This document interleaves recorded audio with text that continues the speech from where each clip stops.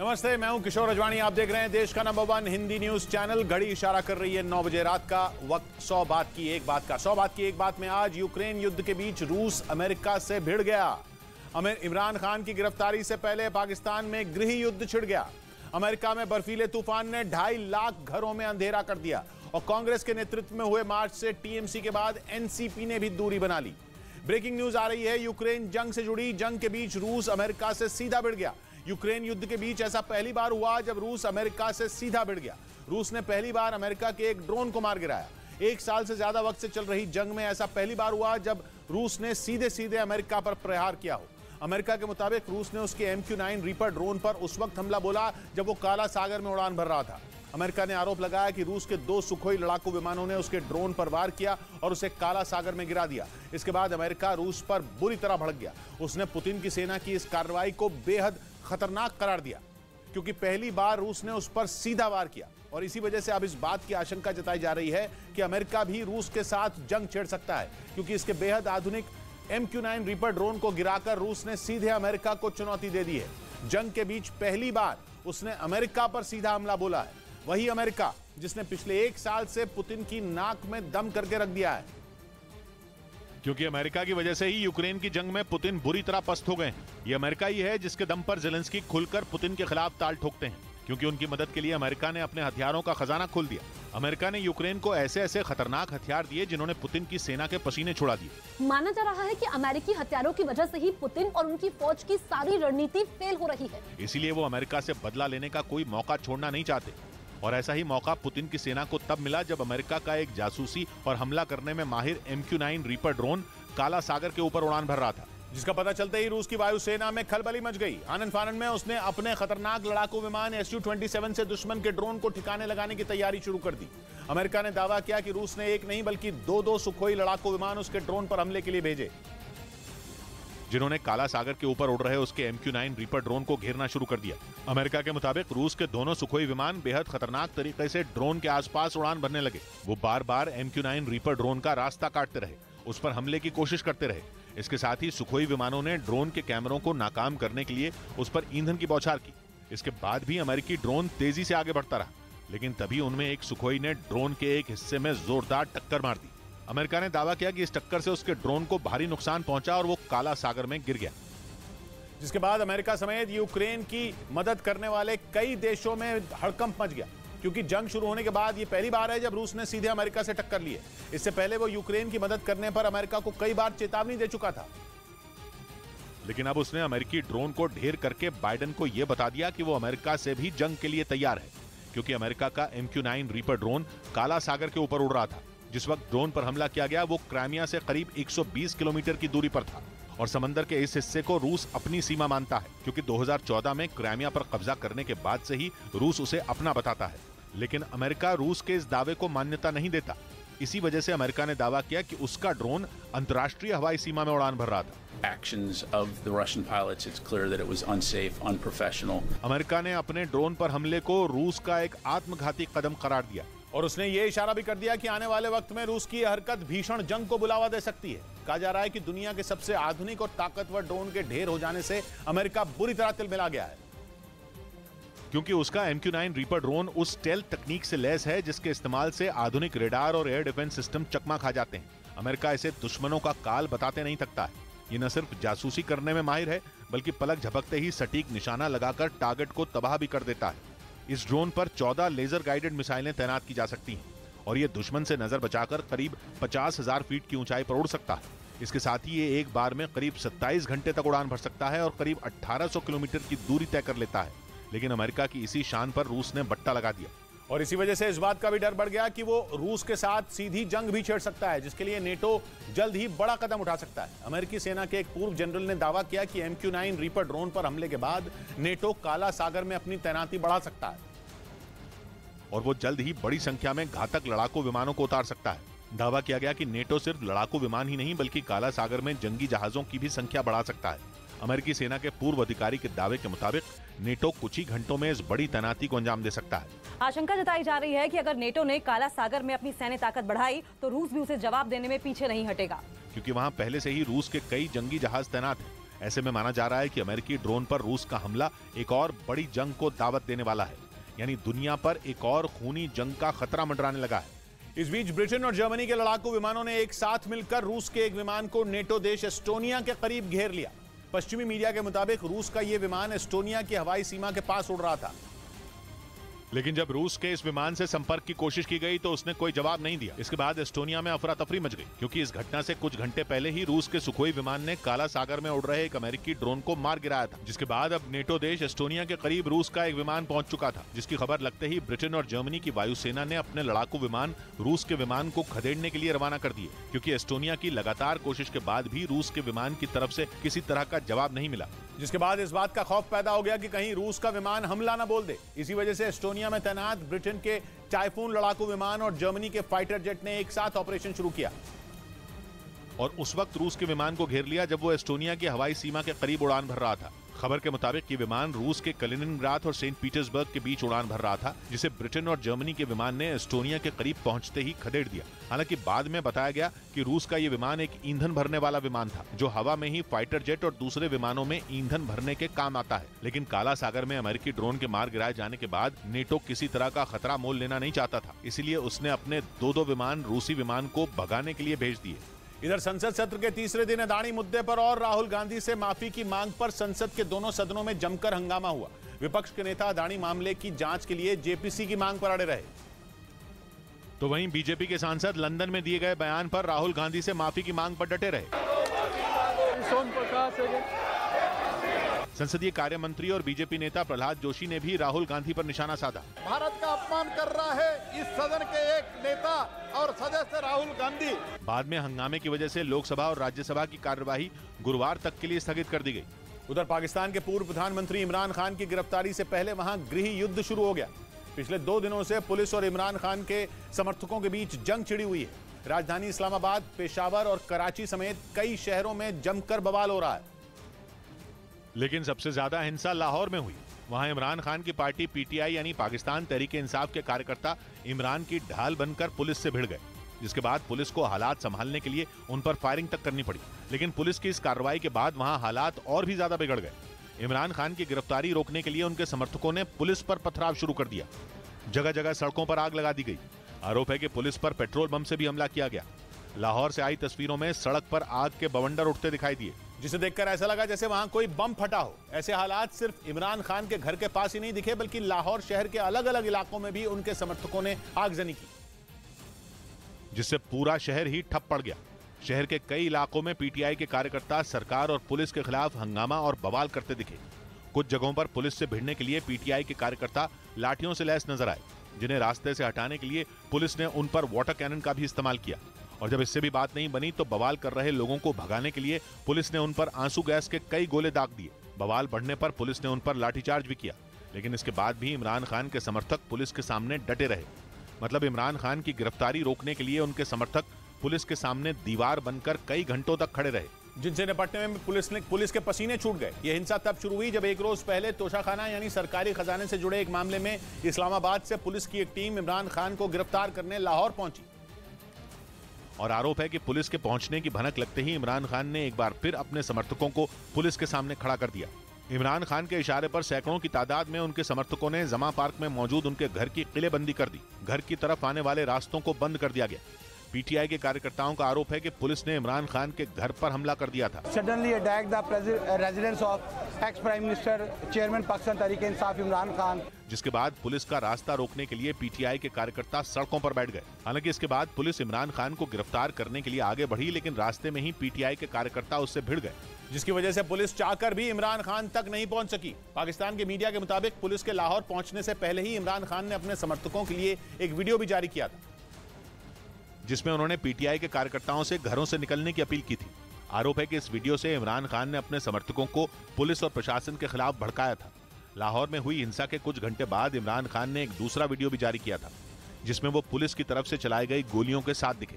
उन्होंने आरोप लगाया कि पुलिस उन्हें गिरफ्तार नहीं करना चाहती बल्कि मारना चाहती है। अब ये मैं आपको दिखा रहा हूं कि ये सिर्फ शेल्स नहीं है, ये गोलियां आपके सामने हैं, ये गोलियां चलाई इन्होंने। इमरान खान का यह भी आरोप है कि ये पूरी साजिश पाकिस्तान की शहबाज शरीफ सरकार के इशारे पर रची गई, क्योंकि वो नहीं चाहते कि पाकिस्तान में चुनाव हो। अपने वीडियो में इमरान खान ने यह भी कहा कि उन्होंने कोर्ट से सरकारी खजाने में हुए भ्रष्टाचार के मामले में 18 मार्च तक बेल ले रखी है, लेकिन इसके बाद भी पुलिस उन्हें गिरफ्तार करने पर तुली है और इसी वजह से उनके समर्थक नाराज हैं। इस बीच इमरान खान मास्क लगाकर अपने समर्थकों के बीच पहुंचे। लाहौर से आई तस्वीरों में इमरान खान सड़क पर बवाल कर रहे पीटीआई के कार्यकर्ताओं से बातचीत करते दिखे। उन्होंने आरोप भी लगाया कि इस साजिश के पीछे लंदन में बैठे नवाज शरीफ हैं। ये लंदन प्लान का हिस्सा है मुझे जेल में डालने का, इससे कोई कानून का ताल्लुक नहीं है। उधर लाहौर में हो रहे बवाल पर नवाज शरीफ ने इमरान खान को जमकर लताड़ा। इज्जत तो इसी में थी कि फौरी तौर पे खुद पेश हो जाता जाके।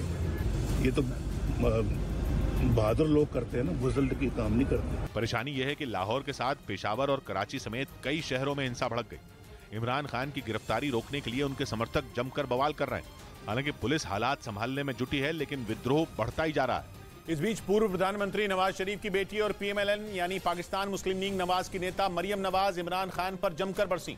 उन्होंने इमरान खान पर निशाना साधते हुए यह तक कह दिया कि वो पुलिस से बचने के लिए बिस्तर के नीचे छिप गए हैं और उनकी गिरफ्तारी रोकने के लिए उनके समर्थक पूरे लाहौर को जलाने पर तुले हैं। शहर में हो रही हिंसा में 50 से ज्यादा पुलिस वाले घायल हो चुके हैं, लेकिन आरोप है कि इसके बाद भी इमरान खान अपने समर्थकों से शांति बनाए रखने की अपील नहीं कर रहे हैं। इसी वजह से PMLN यानी पाकिस्तान मुस्लिम लीग नवाज की नेता मरियम नवाज उन पर भड़क गईं।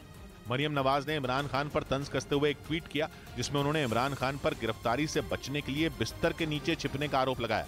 यही नहीं, एक रैली में मरियम ने पिछले हफ्ते लाहौर में मारे गए इमरान खान के समर्थक जिले शाह का जिक्र करते हुए उनकी निंदा की और आरोप लगाया कि वो अपने कार्यकर्ता की मौत पर राजनीति कर रहे हैं। रैली में मरियम नवाज ने अपने पिता नवाज शरीफ की तारीफ की और उनसे इमरान खान को एक बार फिर सीख लेने की नसीहत दे डाली। उन्होंने दावा किया कि बेगुनाह होते हुए भी नवाज शरीफ सैकड़ों बार कोर्ट में पेश हुए थे, जबकि इमरान खान अपराधी होने के बावजूद आजाद घूमने के लिए अपने कार्यकर्ताओं को ढाल की तरह इस्तेमाल कर रहे हैं। इससे पहले 5 मार्च को भी मरियम नवाज ने इमरान खान को जमकर लताड़ा था।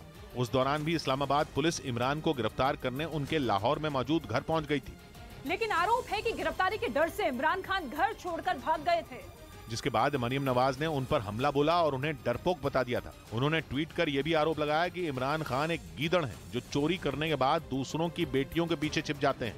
वहीं खबर है कि पाकिस्तान के पूर्व प्रधानमंत्री इमरान खान की गिरफ्तारी के पीछे चीन का हाथ है। दावा है कि उसी के कहने पर पाकिस्तान की सरकार हर हाल में इमरान खान को गिरफ्तार कर सलाखों के पीछे पहुंचाना चाहती है, जबकि पाकिस्तान के लाहौर समेत कई शहरों में उनकी गिरफ्तारी रोकने के लिए उनके समर्थकों ने कोहराम मचा रखा है। पुलिस और इमरान खान की पार्टी PTI यानी पाकिस्तान तहरीक-ए-इंसाफ पार्टी के कार्यकर्ताओं के बीच हिंसक झड़प हो रही, लेकिन इन सब के बीच पाकिस्तान के मीडिया का दावा है कि इमरान खान की गिरफ्तारी के पीछे शी जिनपिंग का दिमाग है और उन्होंने ही पाकिस्तान के प्रधानमंत्री शहबाज शरीफ से इमरान खान के खिलाफ कार्रवाई करने के लिए कहा है। जबकि प्रधानमंत्री रहने के दौरान इमरान खान चीन के सबसे बड़े समर्थक और पिछलग्गू थे और उन्होंने चीन का समर्थन करने के चक्कर में सुपर पावर अमेरिका तक से दुश्मनी मोल ले ली। लेकिन पाकिस्तान के मीडिया का दावा है कि इस बार अमेरिका को खुश करने के लिए इमरान ने चीन को अपना सबसे बड़ा दुश्मन बना लिया, क्योंकि 1 मार्च को एक अमेरिकी प्रतिनिधिमंडल और इमरान खान के बीच एक बैठक हुई। पाकिस्तानी पत्रकार गुल बुखारी का दावा है कि इस बैठक का मकसद इमरान खान और अमेरिका के बीच बिगड़े रिश्तों को सुधारना था। गुल बुखारी ने दावा किया कि इस बैठक में इमरान ने अमेरिकी सांसदों के सामने पाकिस्तान में सत्ता परिवर्तन को लेकर अमेरिकी साजिश के अपने दावों पर माफी मांगी।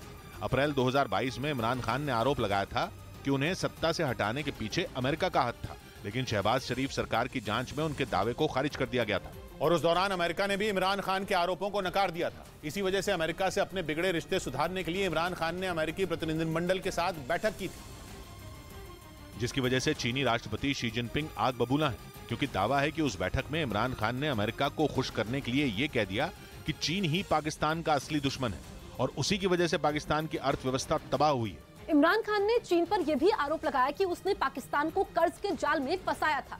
साथ ही उन्होंने अमेरिका को यह भरोसा भी दिया कि सत्ता में आने पर वो चीन के खिलाफ कड़े कदम उठाएंगे। पाकिस्तान के मीडिया का दावा है कि इसी वजह से इमरान खान चीन की आंख में खटक रहे हैं, जिसके बाद वो उन्हें रास्ते से हटाने में जुट गया। इधर नौकरी के बदले जमीन के मामले में बिहार के पूर्व मुख्यमंत्री लालू यादव समेत सभी आरोपियों को बड़ी राहत मिली। दिल्ली की राउज एवेन्यू कोर्ट ने सभी को जमानत दे दी, जिसमें लालू यादव की पत्नी राबड़ी देवी और उनकी बेटी मीसा भारती का नाम भी शामिल है। कोर्ट ने तीनों को 50,000 रुपए के निजी मुचलके पर जमानत दी। जमीन के बदले रेलवे में नौकरी के केस में सीबीआई की चार्जशीट में तीनों के नाम थे। अब इस मामले की अगली सुनवाई 29 मार्च को होगी। उधर इजरायल के मीडिया की रिपोर्ट के मुताबिक इजरायल के प्रधानमंत्री बेंजामिन नेतन्याहू ने यूक्रेन युद्ध पर एक अहम बैठक की।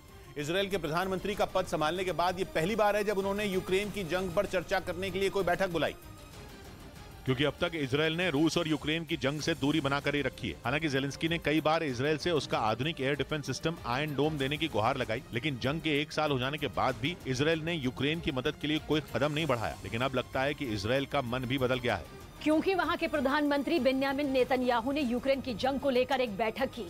इजरायल की मीडिया के मुताबिक नेतन्याहू की बैठक में इस बात पर चर्चा हुई कि यूक्रेन को हथियार भेजे जाएं या नहीं। खबर के मुताबिक बैठक में एयर डिफेंस सिस्टम भी यूक्रेन भेजे जाने पर बात हुई। हालांकि इजरायली मीडिया की रिपोर्ट में इस बात की जानकारी नहीं दी गई कि इस पर कोई फैसला लिया गया या नहीं, लेकिन माना जा रहा है कि अब जल्द ही इजरायल से भी यूक्रेन को मदद मिलनी शुरू हो जाएगी, क्योंकि यूक्रेन के साथ साथ अमेरिका भी लगातार इजरायल पर इस बात का दबाव बना रहा है। रिपोर्ट के मुताबिक अमेरिका भी चाहता है कि इजरायल अपने घातक एयर डिफेंस सिस्टम आयरन डोम को जल्द यूक्रेन भेजे, ताकि रूस को मिले ईरान के शाहिद 136 ड्रोन का मुकाबला किया जा सके। हालांकि यूक्रेन की मदद के मामले में इजरायल फूंक फूंक कर कदम रख रहा है, क्योंकि वो रूस से दुश्मनी मोल लेना नहीं चाहता। माना जाता है कि सीरिया में वो रूस की मौजूदगी के बाद भी उसके दोस्त ईरान के ठिकानों पर हमले बोलता है, क्योंकि रूस उसकी तरफ से आंखें मूंद लेता है। और अगर इजरायल यूक्रेन की मदद करने उतरा तो ऐसा मुमकिन नहीं होगा। इधर शिवसेना चुनाव चिन्ह मामले में चुनाव आयोग ने सुप्रीम कोर्ट में हलफनामा दाखिल किया, जिसमें उसने एकनाथ शिंदे गुट के पक्ष में दिए गए अपने फैसले को सही ठहराया और उद्धव खेमे के आरोपों को बेबुनियाद करार दिया। सुप्रीम कोर्ट में दाखिल जवाब में चुनाव आयोग ने अपने फैसले को कानून के मुताबिक बताया। असल में आयोग ने शिवसेना नाम के साथ उसका चुनाव चिन्ह धनुष और तीर शिंदे गुट को देने का फैसला किया था, जिसे उद्धव गुट ने चुनौती दी थी। उधर ईरान ने अब एक जेट ट्रेनर एयरक्राफ्ट बना डाला।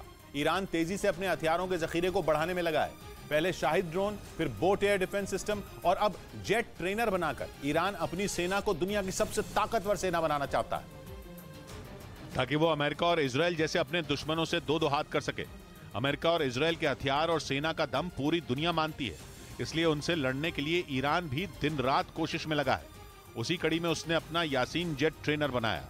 यह ऐसा विमान होगा जो ईरान के पायलटों को हवा में जंग लड़ने के साथ हवा से जमीन पर हमले करने की भी ट्रेनिंग देगा। इधर उत्तर प्रदेश के प्रयागराज में उमेश पाल हत्याकांड मामले में अतीक अहमद पर ईडी कार्रवाई करेगा। यह कार्रवाई अवैध तरीके से बनाई गई संपत्ति के मामले में की जाएगी, क्योंकि सूत्रों के मुताबिक ईडी ने लखनऊ और प्रयागराज समेत यूपी के कई शहरों में अतीक अहमद की करीब 100 करोड़ की संपत्ति का पता लगा लिया है, जिस पर जल्द कार्रवाई की जाएगी। ये कार्रवाई सिर्फ अतीक अहमद तक ही सीमित नहीं रहेगी, बल्कि उसके परिवार और करीबियों पर भी होगी। उधर किम जोंग उन के मिसाइल परीक्षण के जवाब में अमेरिका ने दक्षिण कोरिया के साथ पानी में घातक सैन्य अभ्यास किया और दिखा दिया कि किम जोंग उन की धमकियों का उस पर कोई असर नहीं हुआ। अमेरिका और दक्षिण कोरिया के जवानों ने पानी में दुश्मन को ढेर करने का अभ्यास किया। जवानों ने एक नदी पर पुल बनाकर उस पर टैंक भी दौड़ाया। दोनों देशों के सैनिकों ने नदी में काफी देर तक अभ्यास किया। हालांकि इस ड्रिल के शुरू होने से पहले उत्तर कोरिया ने दोनों देशों को चेतावनी दी थी कि अगर ये संयुक्त अभ्यास शुरू किया गया तो अंजाम ठीक नहीं होंगे, लेकिन इसके बावजूद अमेरिका और दक्षिण कोरिया ने उसकी एक न सुनी और ड्रिल शुरू कर दी। अब दोनों के बीच ये सैन्य अभ्यास 23 मार्च तक चलेगा। इस बीच अमेरिका के मीडिया ने दावा किया कि किम जोंग उन को सबक सिखाने के लिए दक्षिण कोरिया लड़ाकू विमानों और मिसाइलों का जखीरा जुटाएगा, ताकि उत्तर कोरिया उसे आंख दिखाने की हिम्मत भी न जुटा पाए। असल में बीते कुछ महीनों में दोनों देशों के बीच तनाव अपने चरम पर पहुंच गया। इसीलिए दक्षिण कोरिया का पूरा ध्यान सेना की ताकत को बढ़ाने पर है, ताकि अगर उत्तर कोरिया के साथ जंग छिड़े तो उससे निपटा जा सके। अमेरिकी मीडिया के मुताबिक उत्तर कोरिया से बढ़ते खतरों से निपटने के लिए ही दक्षिण कोरिया अमेरिका से कई F-35A लड़ाकू विमान खरीदेगा। इतना ही नहीं, दावा है कि वो कुछ घातक मिसाइलों की भी खरीद करने की तैयारी में है। ऐसी मिसाइलें जो किम जोंग उन की मिसाइलों पर भारी पड़ जाएं, क्योंकि किम जोंग उन भी अपने हथियारों का जखीरा लगातार बढ़ा रहे हैं। खबर है कि इसी हफ्ते उन्होंने कुछ खतरनाक बैलिस्टिक मिसाइलों का परीक्षण किया और यही वजह है कि दक्षिण कोरिया पूरी तरह से तैयार रहना चाहता है, क्योंकि किम जोंग उन मिसाइलों का परीक्षण कर उसे डराने की कोशिश में जुटे हैं। खबर है कि इसी कड़ी में उन्होंने एक बार फिर अपने तेवर दिखा दिए। दावा है कि किम जोंग उन ने चेतावनी देते हुए कह दिया कि उनकी मिसाइलें दुश्मन का सफाया करने के लिए तैयार हैं। असल में दक्षिण कोरिया और अमेरिका के बीच 13 मार्च से एक बड़ा सैन्य अभ्यास शुरू हुआ है। खबर है कि इसीलिए किम जोंग उन दोनों देशों को लगातार धमकी देकर डराने की कोशिश में जुटे हैं। इधर DMRC यानी दिल्ली मेट्रो रेल कॉर्पोरेशन ने सफर के दौरान डांस वीडियो बनाने पर रोक लगा दी। इसके लिए उसने एक चेतावनी संदेश जारी किया, जिसमें लिखा गया कि दिल्ली मेट्रो में पैसेंजर बने, परेशानी नहीं। DMRC को यह चेतावनी इसलिए जारी करनी पड़ी क्योंकि पिछले कुछ दिनों से ट्रेन के डिब्बों के अंदर रील और वीडियो बनाने वाले लोगों की संख्या काफी बढ़ गई थी। बताया गया कि इससे बाकी यात्रियों को परेशानी का सामना करना पड़ रहा था, इसलिए इस पर पूरी तरह पाबंदी लगा दी गई। उधर अफगानिस्तान में आतंक मचाने वाले आतंकी संगठन ISKP यानी इस्लामिक स्टेट खुरासान प्रोविंस को पाकिस्तान से वित्तीय सहायता मिलने की खबर आई। न्यूज़ 18 को जानकारी मिली कि जिस समय ISKP यानी इस्लामिक स्टेट खुरासान प्रोविंस को खड़ा किया जा रहा था, पाकिस्तान ने उसे लाखों रुपए दिए थे, जिनके दम पर ISKP यानी इस्लामिक स्टेट खुरासान प्रोविंस एक खतरनाक आतंकी संगठन बन गया। न्यूज़ 18 को जानकारी मिली कि ISKP को सबसे पहला फंड पाकिस्तान ने ही दिया था, जिसे उस तक आतंकी संगठन लश्कर ए तैयबा के जरिए पहुंचाया गया। और ये दावा किसी और ने नहीं बल्कि इस्लामिक स्टेट खुरासान प्रोविंस में रहने वाले अब्दुल रहीम के दोस्त ने किया। और जिस इंटरव्यू में अब्दुल रहीम मुस्लिम दोस्त ने यह दावा किया, उसका वीडियो न्यूज़ 18 के पास है, जिसमें ISKP के पूर्व आतंकवादी ने अफगानिस्तान के आतंकी संगठन और पाकिस्तान के आतंकी संगठन के बीच हुए लेन देन का सच दुनिया को बता दिया, जिसके बाद यह साबित हो गया कि पाकिस्तान ने केवल भारत में नहीं बल्कि अफगानिस्तान में भी आतंकवादियों को फलने फूलने में मदद की।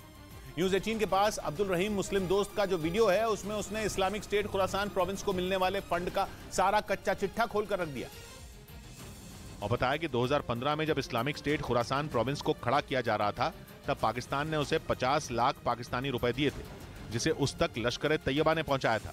यानी पाकिस्तान ने उन लोगों की मदद की जो आज की तारीख में तालिबान के सबसे बड़े दुश्मन हैं। यहां तक कि ISKP ने अफगानिस्तान में तालिबान को तख्ता पलट की धमकी भी दी है। मतलब पाकिस्तान पर्दे के पीछे से तालिबान को सत्ता से हटाने की कोशिश करने वालों के साथ खड़ा है। हालांकि अफगानिस्तान का यह आतंकी संगठन पाकिस्तान के खिलाफ होने का नाटक करता है। कुछ दिन पहले इसी वजह से उसने काबुल में पाकिस्तान के दूतावास पर हमला भी किया था। लेकिन न्यूज़ 18 को मिले वीडियो में अब्दुल रहीम मुस्लिम दोस्त ने दावा किया कि वो ISKP की नौटंकी थी, जो उसने तालिबान और दुनिया की आंखों में धूल झोंकने के लिए की थी। मतलब पाकिस्तान ने तालिबान के पीठ पीछे हमला किया और मुंह पर उससे दोस्ती का नाटक करता रहा। इधर उत्तर प्रदेश के रामपुर में समाजवादी पार्टी के नेता आजम खान के रामपुर पब्लिक स्कूल को प्रशासन ने सील कर दिया। इस स्कूल को आजम खान का जौहर ट्रस्ट चला रहा था, जिस पर कार्रवाई करते हुए प्रशासन ने उसे सीज कर दिया। इस दौरान भारी संख्या में पुलिस के जवान तैनात रहे। 2 नोटिसें जारी होने के बावजूद भी विद्यालय को खाली नहीं कराया गया। शोध संस्थान की बिल्डिंग को अखिलेश यादव की सरकार में 100 रुपए सालाना की दर से 33 साल के लिए जौहर ट्रस्ट को लीज पर दिया गया था। उधर दावा किया गया कि रूस ने यूक्रेन पर अब तक के सबसे खतरनाक बम से हमला कर दिया। आरोप है कि रूस ने यूक्रेन के वुलेदार शहर पर थर्माइट बम फोड़ दिया, जो लोहे तक को पिघलाने की ताकत रखता है। रूस का यह बम इतना खतरनाक है, इसे रेन ऑफ डेथ यानी मौत की बारिश कहा जाता है। पश्चिमी मीडिया ने आरोप लगाया कि पुतिन ने यूक्रेन के कई इलाकों में इस खतरनाक बम से हमले किए, जिसके कई वीडियो भी सामने आए, जिनमें आसमान से आग की बारिश होती नजर आई, जो देखने में इतनी खतरनाक थी कि लोगों के होश उड़ गए। वहां से आए कुछ वीडियो में पहले एक धमाका होता दिखा, फिर चारों तरफ आग के गोले गिरने लगे। थर्माइट बमों को दुनिया के सबसे खतरनाक और घातक हथियारों में एक माना जाता है, जो लोहे और कंक्रीट की सतह को पिघलाकर बर्बाद करने की भी क्षमता रखता है। और इसीलिए इसके इस्तेमाल पर दूसरे विश्व युद्ध के बाद से ही प्रतिबंध लगा दिया गया था। पश्चिमी मीडिया का आरोप है कि पुतिन ने इससे होने वाली तबाही के बारे में जानते हुए भी इसके इस्तेमाल का आदेश अपनी सेना को दे दिया, और उनकी फौज ने उस आदेश का पालन करते हुए यूक्रेन में मौत की बारिश कर दी। थर्माइट बम असल में मेटल पाउडर और मेटल ऑक्साइड को मिलाकर बनाया जाता है, जिसके फटने से तापमान करीब 2500 डिग्री सेल्सियस तक चला जाता है। यानी इतनी गर्मी कि मजबूत से मजबूत लोहा भी पिघल जाए। दावा है कि अगर कोई इसकी जद में आ जाए तो ये उसकी चमड़ी या मांस तो दूर बल्कि हड्डियों को भी गला सकता है। इसके अलावा जहां इस बम से हमला किया जाए, उसके आसपास के कई किलोमीटर के दायरे में इसका असर देखा जा सकता है। इससे लोगों को सांस लेने में दिक्कत और भयानक जलन होने लगती है। यही वजह है कि इसके इस्तेमाल के आरोप के बाद पुतिन कई देशों के निशाने पर आ गए। यहां तक कि मानवाधिकार के लिए काम करने वाली कई संस्थाओं ने इसे पुतिन का अब तक का सबसे क्रूर हमला बताया। इस बीच अफ्रीकी देश मोजाम्बिक और मलावी में फ्रेडी नाम के चक्रवाती तूफान से मरने वालों का आंकड़ा 100 के पार पहुंच गया। वहां फ्रेडी तूफान ने जमकर तबाही मचाई, जिसकी चपेट में आने से 100 से ज्यादा लोगों की मौत हो गई, जबकि सैकड़ों घर तबाह हो गए। मलावी और मोजाम्बिक के कई शहरों में तो बाढ़ जैसे हालात बन गए, जिसकी वजह से लोगों को अपने आशियाने छोड़ने के लिए मजबूर होना पड़ा। यूएन एजेंसियों के मुताबिक ताकतवर तूफान फ्रेडी का असर वहां 11,000 से ज्यादा लोगों पर पड़ा। उधर रूस के मीडिया ने दावा किया कि बखमुत में यूक्रेन के सैकड़ों जवान सुरंगों में फंस गए। बताया गया कि वैगनर ग्रुप के लड़ाकों ने उन पर वहां अचानक हमला कर दिया, जिसके बाद उन्होंने सुरंगों के अंदर छिपने की कोशिश की। लेकिन रूस के मीडिया का दावा है कि अब वो सुरंगें उन्हीं के लिए काल बन गई, क्योंकि वैगनर ग्रुप के लड़ाकों ने उन्हें चारों तरफ से घेर लिया। बताया गया कि बखमुत के इस इलाके में जेलेंस्की के जवान पूरी ताकत के साथ रूसी फौज का मुकाबला कर रहे थे। लेकिन दावा है कि जब वैगनर ग्रुप ने अचानक यूक्रेन के सैनिकों पर हमला बोल दिया तो उन्हें पीछे हटना पड़ा। रूस के मीडिया के मुताबिक यूक्रेन के करीब 300 जवान सुरंगों में जान बचाने के लिए छिपे थे, जो अब वहीं फंस गए। बखमूत यूक्रेन का वही शहर है जिस पर कब्जे के लिए पुतिन ने पूरी ताकत झोंक रखी है, लेकिन वो अब तक इसे अपनी मुट्ठी में नहीं कर पाए। इधर मुंबई में आंध्र प्रदेश के मुख्यमंत्री जगनमोहन रेड्डी के नाम पर ठगी के आरोप में पूर्व क्रिकेटर नागराजू बुदमुरू को मुंबई पुलिस की साइबर सेल ने गिरफ्तार कर लिया, क्योंकि आरोप है कि पूर्व रणजी खिलाड़ी नागराजू बुदमुरू खुद को मुख्यमंत्री जगनमोहन रेड्डी का पीए बताकर ठगी करता था। शिकायत मिलने के बाद पुलिस ने आरोपी को धर दबोचा, साथ ही उसके पास से करीब 7 लाख रुपए भी बरामद किए गए। इन्होंने इस टाइप के फ्रॉड इसके पहले भी किए हैं। पुलिस के मुताबिक आरोपी के खिलाफ करीब 30 मामले दर्ज हैं। उधर अमेरिका और इजराइल से दुश्मनी मोल लिए बैठा ईरान अब तुर्की से भिड़ने के मूड में दिख रहा है। तुर्की के अखबार डेली सबा ने 2 विशेषज्ञों के हवाले से खबर छापी कि ईरान आर्मेनिया के कंधे पर बंदूक चलाकर तुर्की से जंग लड़ने की तैयारी में जुट गया है। इस रिपोर्ट में दावा किया गया कि ईरान एक कैंप चला रहा है और वहां आर्मेनिया के लोगों और कुर्द लड़ाकों को ट्रेनिंग दे रहा है। इसलिए बिल्कुल हो सकता है कि ईरान की किसी और देश से लड़ाई हो या ना हो, ईरान वर्सेस तुर्की जरूर हो सकता है। इसकी वजह यह है कि तुर्की कुर्द लड़ाकों को आतंकी मानता है। उनके नाम से ही तुर्की का दिमाग गर्म हो जाता है। और तुर्की के अखबार डेली सबा ने दावा किया कि ईरान तुर्की के उन्हीं दुश्मनों यानी कुर्द लड़ाकों को आर्मेनिया के लोगों के साथ ट्रेनिंग दे रहा है। रिपोर्ट में यह भी कहा गया कि ट्रेनिंग कैंप चलाने का जिम्मा ईरान ने अपने करीब 4000 लड़ाकों को दिया है। ये वो लड़ाके हैं जो अब तक सीरिया में जंग लड़ रहे थे, लेकिन पिछले महीने सीरिया में भूकंप आने के बाद वहां जंग ठंडी पड़ गई और ईरान के लड़ाके खाली थे, इसलिए ईरान ने उन्हें ट्रेनिंग कैंप में भेज दिया। यही वजह है कि ईरान के एक्शन ने तुर्की को आग बबूला कर दिया, क्योंकि सीरिया की लड़ाई में तुर्की और ईरान एक दूसरे के खिलाफ लड़ रहे हैं। सीरिया में ईरान बशर अल असद की सरकार के साथ खड़ा है और तुर्की सीरिया की सरकार के खिलाफ खड़े विद्रोहियों के साथ है। तुर्की और ईरान भले ही मुस्लिम देश हैं, लेकिन दोनों की कुछ खास नहीं बनती। दोनों के रिश्ते ठंडे हैं, मगर दोनों एक दूसरे से सीधे भिड़ते भी नहीं। बस दोनों के बीच तू बड़ा या मैं बड़ा की पावर पॉलिटिक्स चलती रहती है। लेकिन ऐसा लग रहा है कि ईरान ने तुर्की को अपना दम दिखाने का मूड बना लिया है, क्योंकि डेली सबा अखबार की खबर में तीसरा अहम दावा यह किया गया कि ईरान अपना ये ट्रेनिंग कैंप नगोर्नो कराबाख इलाके में चला रहा है। और नगोर्नो कराबाख एक विवादित इलाका है।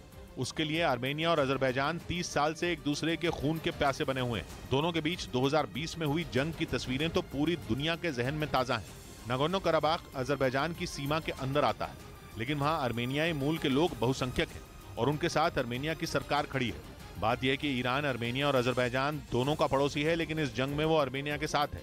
वहीं अजरबैजान के सिर पर तुर्की का हाथ है, यानी एक तरफ है ईरान और आर्मेनिया और दूसरी तरफ है तुर्की और अजरबैजान। इधर दिल्ली की कड़कड़डूमा कोर्ट ने 2020 में हुए दंगों के मामले में 9 आरोपियों को दोषी ठहराया। अदालत ने सभी दोषियों को अनियंत्रित भीड़ का हिस्सा माना, जिसका मकसद दूसरे समुदाय के लोगों की संपत्तियों को ज्यादा से ज्यादा नुकसान पहुंचाने का था, जिसके लिए इन लोगों ने लूटपाट, आगजनी और तोड़फोड़ की थी। इन दोषियों की पहचान सीसीटीवी कैमरे की फुटेज, सोशल मीडिया पर वायरल वीडियो और गवाहों की मदद से की गई थी। उधर पाकिस्तान के बलूचिस्तान प्रांत में हुए एक और हमले ने साफ कर दिया कि वहां के हालात पाकिस्तान के काबू से बाहर जा चुके हैं। बलूचिस्तान में हो रहे ताबड़तोड़ हमलों की वजह से पाकिस्तान की सरकार ने पिछले हफ्ते एक बड़ा फैसला लिया था। सरकार ने वहां के विद्रोही संगठनों को बातचीत के लिए बुलाया था, लेकिन सरकार की इस कोशिश का भी कोई असर नहीं हुआ। इस बार बलूचिस्तान में आतंकियों ने गाड़ी को आईईडी लगाकर उड़ा दिया। ये धमाका बलूचिस्तान के खुजदार शहर में हुआ, जिसमें 2 लोगों की मौत हो गई और 8 लोग घायल हो गए। पाकिस्तान के बलूचिस्तान प्रांत में ये कोई पहला धमाका नहीं है, बल्कि पिछले महीने भी विद्रोहियों ने एक बड़ा हमला किया था। बलूचिस्तान के विद्रोही संगठनों को पाकिस्तान की सरकार आतंकी मानती है। ये संगठन पाकिस्तान से बलूचिस्तान की आजादी की मांग करते रहे हैं, लेकिन पिछले कुछ दिनों में इन संगठनों ने पाकिस्तान की सरकार को घुटनों पर ला दिया और सरकार बुरी तरह फंसी हुई दिख रही है। पहले तो बलूचिस्तान में पाकिस्तान की फौज और पुलिस पर ही हमले होते थे, लेकिन अब वहां के शहरों में भीड़-भाड़ वाली जगहों पर भी धमाके होने लगे हैं, जिसकी वजह से पाकिस्तान की सरकार बुरी तरह फंस चुकी है। बलूचिस्तान प्रांत के मुख्यमंत्री ने सारे विद्रोही संगठनों को बातचीत के लिए भी बुलाया था, लेकिन कोई भी संगठन सरकार से बातचीत के लिए आगे नहीं आया, बल्कि खुजदार में हुए इस हमले के जरिए सरकार को सीधा जवाब दे दिया गया। माना जा रहा है कि बलूचिस्तान के लोगों के निशाने पर अब ना तो पाकिस्तान की सेना है और न ही वहाँ लगने वाले चीन के प्रोजेक्ट, बल्कि वहाँ के संगठन अब केवल एक सूत्री कार्यक्रम पर चल रहे हैं और उनका मकसद है बलूचिस्तान की आजादी। यही वजह है कि बलूचिस्तान की आजादी अब करीब दिखने लगी है। इधर चंडीगढ़ पुलिस ने बम्बिहा गैंग के 4 गुर्गों को गिरफ्तार कर लिया, जिन्होंने पूछताछ में बताया कि पंजाबी गायक बब्बू मान और मनकीरत औलख बम्बिहा गैंग के निशाने पर हैं, जिसके लिए उन दोनों की रेकी भी की गई। पकड़े गए बम्बिहा गैंग के गुर्गों ने बताया कि पंजाबी गायक बब्बू मान और मनकीरत औलख की हत्या में इस्तेमाल किए जाने वाले हथियारों की डिलीवरी जम्मू कश्मीर में होने वाली थी। इस बीच रूस की सेना के पूर्व अधिकारी येवगेनी बुजिंस्की ने दावा किया कि अगर नेटो ने यूक्रेन में कदम रखा तो पुतिन ऐसी परमाणु मिसाइल छोड़ेंगे जो समंदर में सुनामी ला देगी, जिसे देखते ही देखते पूरा ब्रिटेन डूब जाएगा और दुनिया से ब्रिटेन का नामो निशान मिट जाएगा, क्योंकि रूस की पनडुब्बियां समंदर में ऐसी परमाणु मिसाइलें छोड़ेंगी जिससे समंदर में सुनामी आ जाएगी और इतनी ऊंची लहरें उठेंगी कि ब्रिटेन के एक दो शहर नहीं बल्कि पूरा का पूरा ब्रिटेन समंदर में समा जाएगा और दुनिया के नक्शे से नेटो के एक बड़े देश का नाम मिट जाएगा। ये दावा रूस की सेना के पूर्व अधिकारी येवगेनी बुजिंस्की ने किया। принят на вооружение циркон, который, я думаю, вот-вот будет применен в ходе ведения боевых действий. रूस की सेना के पूर्व अधिकारी बुजिंस्की को वॉइस ऑफ पुतिन भी कहा जाता है, जिसका मतलब यह हुआ कि बुजिंस्की की जुबान से निकली बात को उसी गंभीरता से लेना चाहिए जितनी गंभीरता से पुतिन की बात को लिया जाता है। यही वजह रही कि उन्होंने अपने इंटरव्यू में नेटो को खुल्लम खुल्ला चेतावनी दी और डंके की चोट पर बोल दिया कि अगर नेटो यूक्रेन में घुसा तो उसकी भरपाई ब्रिटेन को करनी होगी, वो भी अपना अस्तित्व खत्म करके, क्योंकि इस बार रूस अपनी पोसाइडन मिसाइलों का इस्तेमाल करने वाला है। ये मिसाइलें पानी के अंदर जाते ही इतनी खतरनाक हो जाती हैं कि दुश्मन का बचना मुश्किल हो जाए। बुजिंस्की ने इसी वजह से अपने इंटरव्यू में एक बार नहीं बल्कि बार बार सुनामी शब्द का इस्तेमाल किया, क्योंकि उनका कहना है कि पोसाइडन मिसाइलों से समंदर में सुनामी आ सकती है। उन्होंने नेटो को चेतावनी दी कि यूक्रेन में नेटो की सेना के कदम पड़ते ही रूस की परमाणु पनडुब्बियां सक्रिय हो जाएंगी और समंदर के अंदर ब्रिटेन के नजदीक पहुंच जाएंगी, जहां पनडुब्बी से पानी के अंदर पोसाइडन मिसाइल दागी जाएगी। इन मिसाइलों में 100 मेगाटन विस्फोटक होता है और मिसाइल के फटते ही ये विस्फोटक समंदर में हलचल पैदा कर देगा और सुनामी आ जाएगी, जिसकी वजह से समंदर में 1000 फीट ऊंची लहरें उठेंगी और पूरे के पूरे ब्रिटेन को डुबो देंगी और नेटो को यूक्रेन में कदम रखने की सबसे बड़ी सजा मिल जाएगी। रूस की सेना के इस पूर्व अधिकारी ने बड़ी ही बारीकी से रूस के इस खतरनाक हथियार का ब्यौरा दिया। यही नहीं, उन्होंने सरमात मिसाइलों से भी नेटो को डराया और बयान दिया कि अकेले सरमात ही नेटो का दिमाग ठिकाने लगाने के लिए काफी है, क्योंकि ये रूस की सबसे बड़ी परमाणु मिसाइल है और अकेले ब्रिटेन को बर्बाद करने का दम रखती है। यानी रूस ने तय कर लिया है कि वो सीधा अमेरिका पर हमला नहीं करेगा बल्कि उसके दाहिने हाथ को काटेगा, यानी ब्रिटेन को सबक सिखाएगा, क्योंकि ब्रिटेन वो देश है जो यूक्रेन जंग के बाद अमेरिका की राह को आसान करने के लिए रूस को परेशान कर रहा है। क्योंकि कभी खबर आई कि ब्रिटेन का जासूसी विमान रूस पहुंचा था, तो कभी खबर आई कि ब्रिटेन ने कर्च ब्रिज उड़ाने में यूक्रेन की मदद की थी। इधर एससीओ देशों के रक्षा मंत्रियों की बैठक के लिए भारत ने पाकिस्तान के रक्षा मंत्री को भी न्योता भेज दिया। भारत में एससीओ देशों के रक्षा मंत्रियों की बैठक इस साल अप्रैल में होनी है, जिसके लिए बाकी सदस्य देशों समेत पाकिस्तान के रक्षा मंत्री ख्वाजा आसिफ को भी न्योता भेजा गया। पाकिस्तानी मीडिया के हवाले से खबर है कि ख्वाजा आसिफ ने भारत का न्योता स्वीकार किया। एससीओ यानी शंघाई कोऑपरेशन ऑर्गेनाइजेशन 8 देशों का संगठन है, जिसमें भारत के अलावा चीन और रूस जैसे बड़े देश भी शामिल हैं। उधर ताइवान ने अपने देश में कई घातक ड्रोन बनाकर चीन की टेंशन बढ़ा दी। ताइवान का आरोप है कि चीन अक्सर अपने लड़ाकू विमानों के जरिए उसे डराने की कोशिश करता है और इसी का जवाब देने के लिए उसने कई घातक ड्रोन तैयार कर लिए, जिसकी पहली झलक वहां के Chungshan institute of science and technology ने दुनिया के सामने रखी। ताइवान का दावा है कि उसने एंटी रेडिएशन ड्रोन बनाने में कामयाबी हासिल कर ली, यानी ऐसा ड्रोन जो दुश्मन के रडार को चकमा देकर उसे तबाह भी कर सकता है। ताइवान ने एल्बाट्रॉस 2 नाम के इस ड्रोन को चीन की घुसपैठ पर नजर रखने के लिए तैयार किया है। ताइवान का ये घातक ड्रोन हवा में 16 घंटे तक बिना रुके निगरानी कर सकता है, जिससे करीब 300 किलोमीटर के दायरे में मौजूद दुश्मन की हर हरकत पर नजर रखी जा सकती है। इसके अलावा ये जीपीएस तकनीक से लैस है। साथ ही इसमें लगा शक्तिशाली कैमरा दुश्मन के ठिकानों की छोटी से छोटी जानकारी मुहैया कराने की ताकत भी रखता है। मतलब अगर ये ड्रोन सीमा की निगरानी में तैनात हो तो इससे बचकर चीनी लड़ाकू विमानों का ताइवान में घुसना नामुमकिन हो जाएगा। हालांकि ताइवान की सेना ने अभी तक इन्हें अपनी फौज में शामिल करने का ऐलान नहीं किया है, पर ऐसा माना जा रहा है कि वो जल्द ही इन्हें चीन से लगने वाली सीमा की तरफ तैनात कर देगी। इसके अलावा उसने एक कम वजन का ड्रोन भी तैयार किया है, जो हवा में 15 मिनट तक उड़ान भरते हुए करीब 10 किलोमीटर की दूरी तय कर सकता है। वहीं ये साइज में इतना छोटा है कि एक बैग में समा सकता है। ताइवान का दावा तो ये भी है कि वो जल्द ही ईरान के शाहिद 136 की तरह आत्मघाती ड्रोन भी बना लेगा। ऐसा इसलिए क्योंकि रूस ने यूक्रेन में जारी जंग में शाहिद 136 की मदद से जबरदस्त तबाही मचाई और चीन को जवाब देने के लिए ताइवान भी ड्रोन का इस्तेमाल करने की योजना बना रहा है, ताकि उसकी एयर स्पेस में आए दिन घुसने वाले चीनी लड़ाकू विमानों को हवा में ही बर्बाद किया जा सके। इस बीच ताइवान के मुद्दे पर मध्य अमेरिकी देश हॉन्डुरस ने अमेरिका को जोरदार झटका दिया, क्योंकि वहां की राष्ट्रपति चाहती हैं कि हॉन्डुरस चीन के संग राजनयिक संबंध स्थापित करे। यह दावा अल जजीरा की रिपोर्ट में किया गया और दावा किया कि मध्य अमेरिकी देश हॉन्डुरस की राष्ट्रपति चीन के संग रिश्ते बेहतर करना चाहती हैं, जिसके लिए उन्होंने एक ट्वीट में लिखा कि हॉन्डुरस के विदेश मंत्री चीन से बातचीत शुरू करने वाले हैं। हालांकि हॉन्डुरस ने कहीं भी ताइवान का नाम नहीं लिया, लेकिन अगर उसके और चीन के बीच राजनयिक संबंध बने तो ताइवान से उसका रिश्ता अपने आप टूट जाएगा और ऐसा चीन की वन चाइना पॉलिसी की वजह से होगा, क्योंकि वो ताइवान को अपना हिस्सा मानता है और अमेरिका से इसी बात पर लड़ रहा है और इस लड़ाई में इस बार उसने बाजी भी मार ली, क्योंकि मध्य अमेरिकी देश हॉन्डुरस उसके पाले में आ सकता है। और अगर ऐसा हुआ तो मध्य अमेरिका में केवल बेलीज और ग्वाटेमाला ही बचेंगे जिनके ताइवान से राजनयिक रिश्ते रह जाएंगे, क्योंकि मध्य अमेरिकी देश निकारागुआ पहले ही ताइवान से रिश्ते तोड़ चुका है। यानी ताइवान के मुद्दे पर अमेरिकी खेमा खाली हो रहा है और चीन का पलड़ा भारी होता जा रहा है।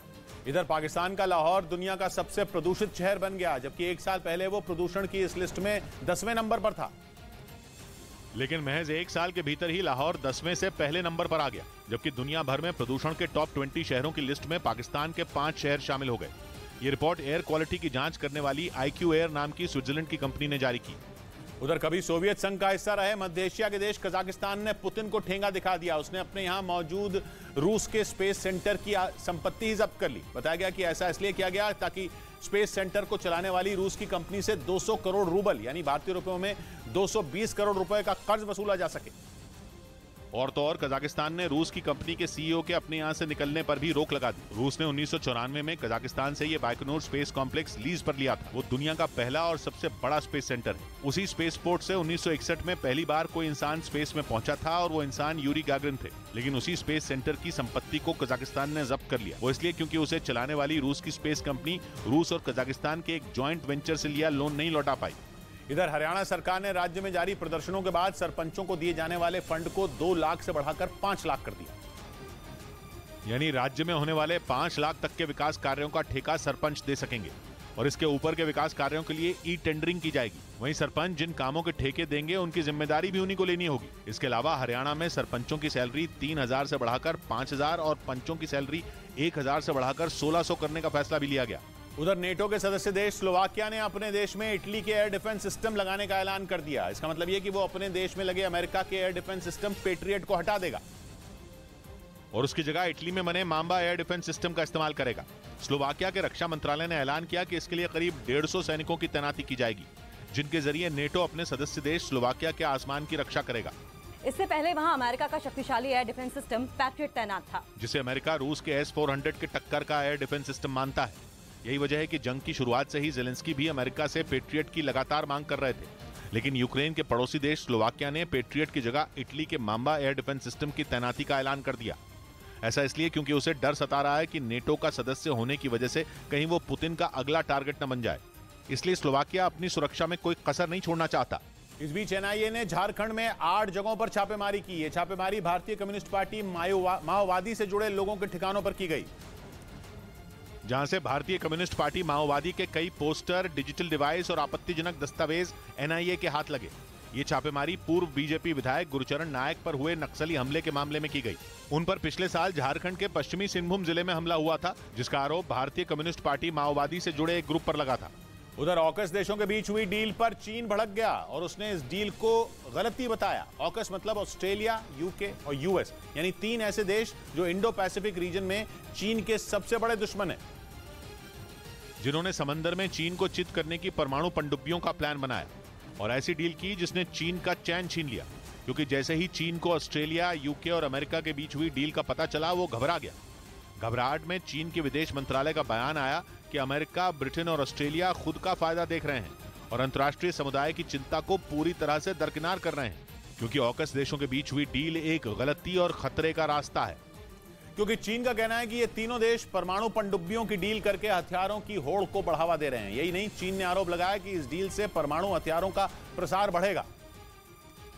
क्योंकि ऑस्ट्रेलिया ने अमेरिका और ब्रिटेन से जो पनडुब्बियां लेने का फैसला किया वो साधारण नहीं बल्कि परमाणु पनडुब्बियां हैं, जिससे दुनिया में परमाणु हथियारों का प्रसार रोकने से जुड़ा नियम टूटता है।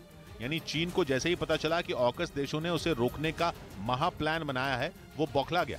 गुस्से में आकर उसने बयान जारी कर दिया। लेकिन इस चक्कर में वो ये भूल गया कि जिस काम के लिए वो ऑकस देशों को कोस रहा है, वो खुद भी वही काम करता है, जिसकी वजह से ऑस्ट्रेलिया पर सुरक्षा का खतरा मंडराने लगा। क्योंकि ऑस्ट्रेलिया को खबर मिली कि चीन ऑस्ट्रेलिया से करीब 2000 किलोमीटर दूर सोलोमन आइलैंड्स में सैन्य अड्डा बना लिया है। ऑस्ट्रेलिया इसी खबर के बाद सक्रिय हो गया और कुछ ही महीनों में उसने अमेरिका से परमाणु पनडुब्बी खरीदने का फैसला कर लिया, जिसके लिए उसे अरबों रुपए का नुकसान भी हुआ। क्योंकि अमेरिका से परमाणु पनडुब्बी खरीदने के लिए उसने फ्रांस से होने वाली डील रद्द कर दी और अमेरिका से 8 परमाणु पनडुब्बियां खरीदने का ऐलान किया, जिनमें 3 उसे 2030 तक मिल जाएंगी। वो ब्रिटेन और अमेरिका के संग मिलकर SSN ऑकस नाम की पनडुब्बी बनाने वाला है, जिसका डिजाइन ब्रिटिश होगा और तकनीक अमेरिकी। इस नई पनडुब्बी में न्यूक्लियर रिएक्टर, हथियार और वर्टिकल लॉन्च सिस्टम होगा। ऑस्ट्रेलिया 2055 तक इन पनडुब्बियों को अपनी सेना में शामिल कर लेगा, यानी अमेरिका की 3 परमाणु पनडुब्बियां और 5 SSN ऑकस पनडुब्बियां मिलकर ऑस्ट्रेलिया में परमाणु पनडुब्बियों का बेड़ा तैयार कर देंगी, जिसके बाद चीन को कड़ी चुनौती मिलेगी। यही वजह रही कि ऑकस देशों का यह नया प्लान चीन को बेचैन करने लगा। उधर शेयर बाजार में दिन के वक्त जो तेजी दिख रही थी वो कारोबार खत्म होने तक बरकरार नहीं रह सकी। लगातार 5वें दिन शेयर बाजार गिरावट के साथ बंद हुआ और कारोबार खत्म होते वक्त सेंसेक्स और निफ्टी दोनों ही लाल निशान पर बंद हुए। इस गिरावट की वजह से निवेशकों को काफी नुकसान उठाना पड़ा।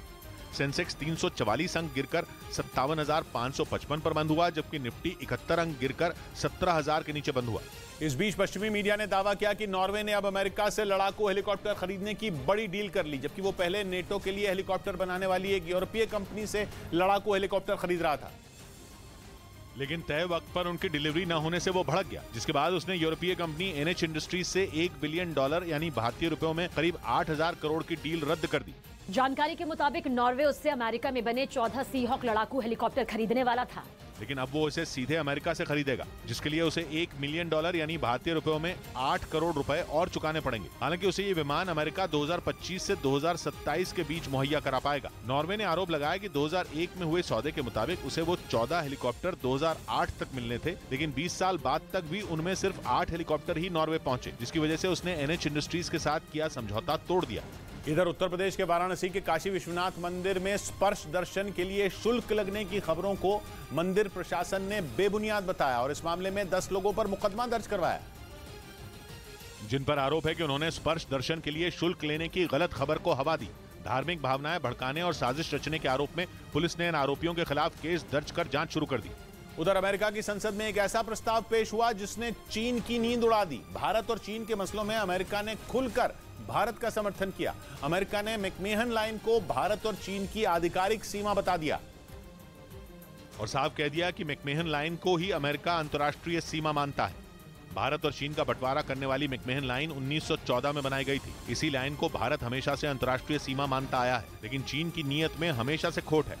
चीन के सैनिकों ने 9 दिसंबर को अरुणाचल प्रदेश में घुसने की कोशिश की थी, जिन्हें भारतीय फौज ने खदेड़ दिया था। अरुणाचल ही नहीं, लद्दाख में भी भारत और चीन की सीमा पर तनाव का माहौल है। इसीलिए अमेरिका के 2 सांसदों ने एक ऐसा बिल वहां की संसद में पेश किया जो चीन के लिए बड़ा झटका है। ये बिल वहां की संसद से मंजूर भी हो गया, जिसमें LAC पर आक्रामक रुख अपनाने के लिए चीन की आलोचना की गई। साथ में अमेरिका की सरकार से यह अपील भी की गई कि वो सीमा से जुड़े मसलों में भारत के साथ कंधे से कंधा मिलाकर खड़ा रहे और ये साफ कहा कि चीन की बढ़ती दादागिरी पूरी दुनिया के लिए एक बड़ा खतरा है। इसीलिए चीन और भारत के बीच के तनाव में अमेरिका को पूरी ताकत से भारत के साथ खड़े होना चाहिए। अमेरिका की संसद में पेश किया गया प्रस्ताव इसलिए अहम है क्योंकि LAC पर करीब 3 साल से हालात तनावपूर्ण बने हुए हैं।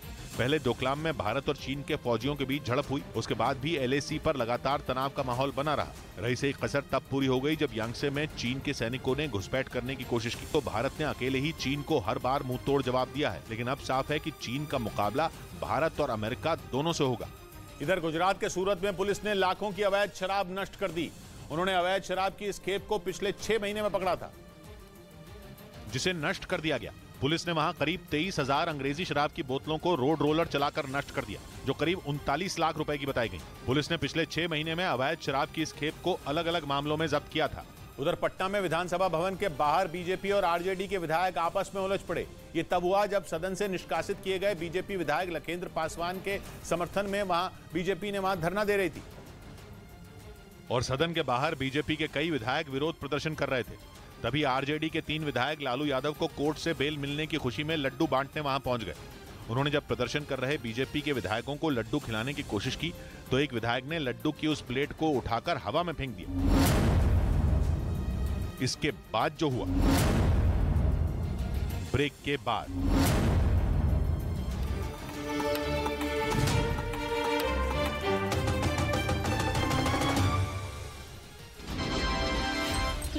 रेलवे, अर्थव्यवस्था ट्रैक पर है या सोशल मीडिया प्लेटफॉर्म, चाय की या एड्रेसेस की दुकान, पार्क का बेंच या डिनर टेबल, कुछ नहीं पता। यहाँ बहस कहीं भी छिड़ जाती है लेकिन नतीजे तक पहुँचती है सिर्फ देश के उस मंच पर जहाँ सबसे बड़ी हस्तियाँ रखती हैं अपना नजरिया।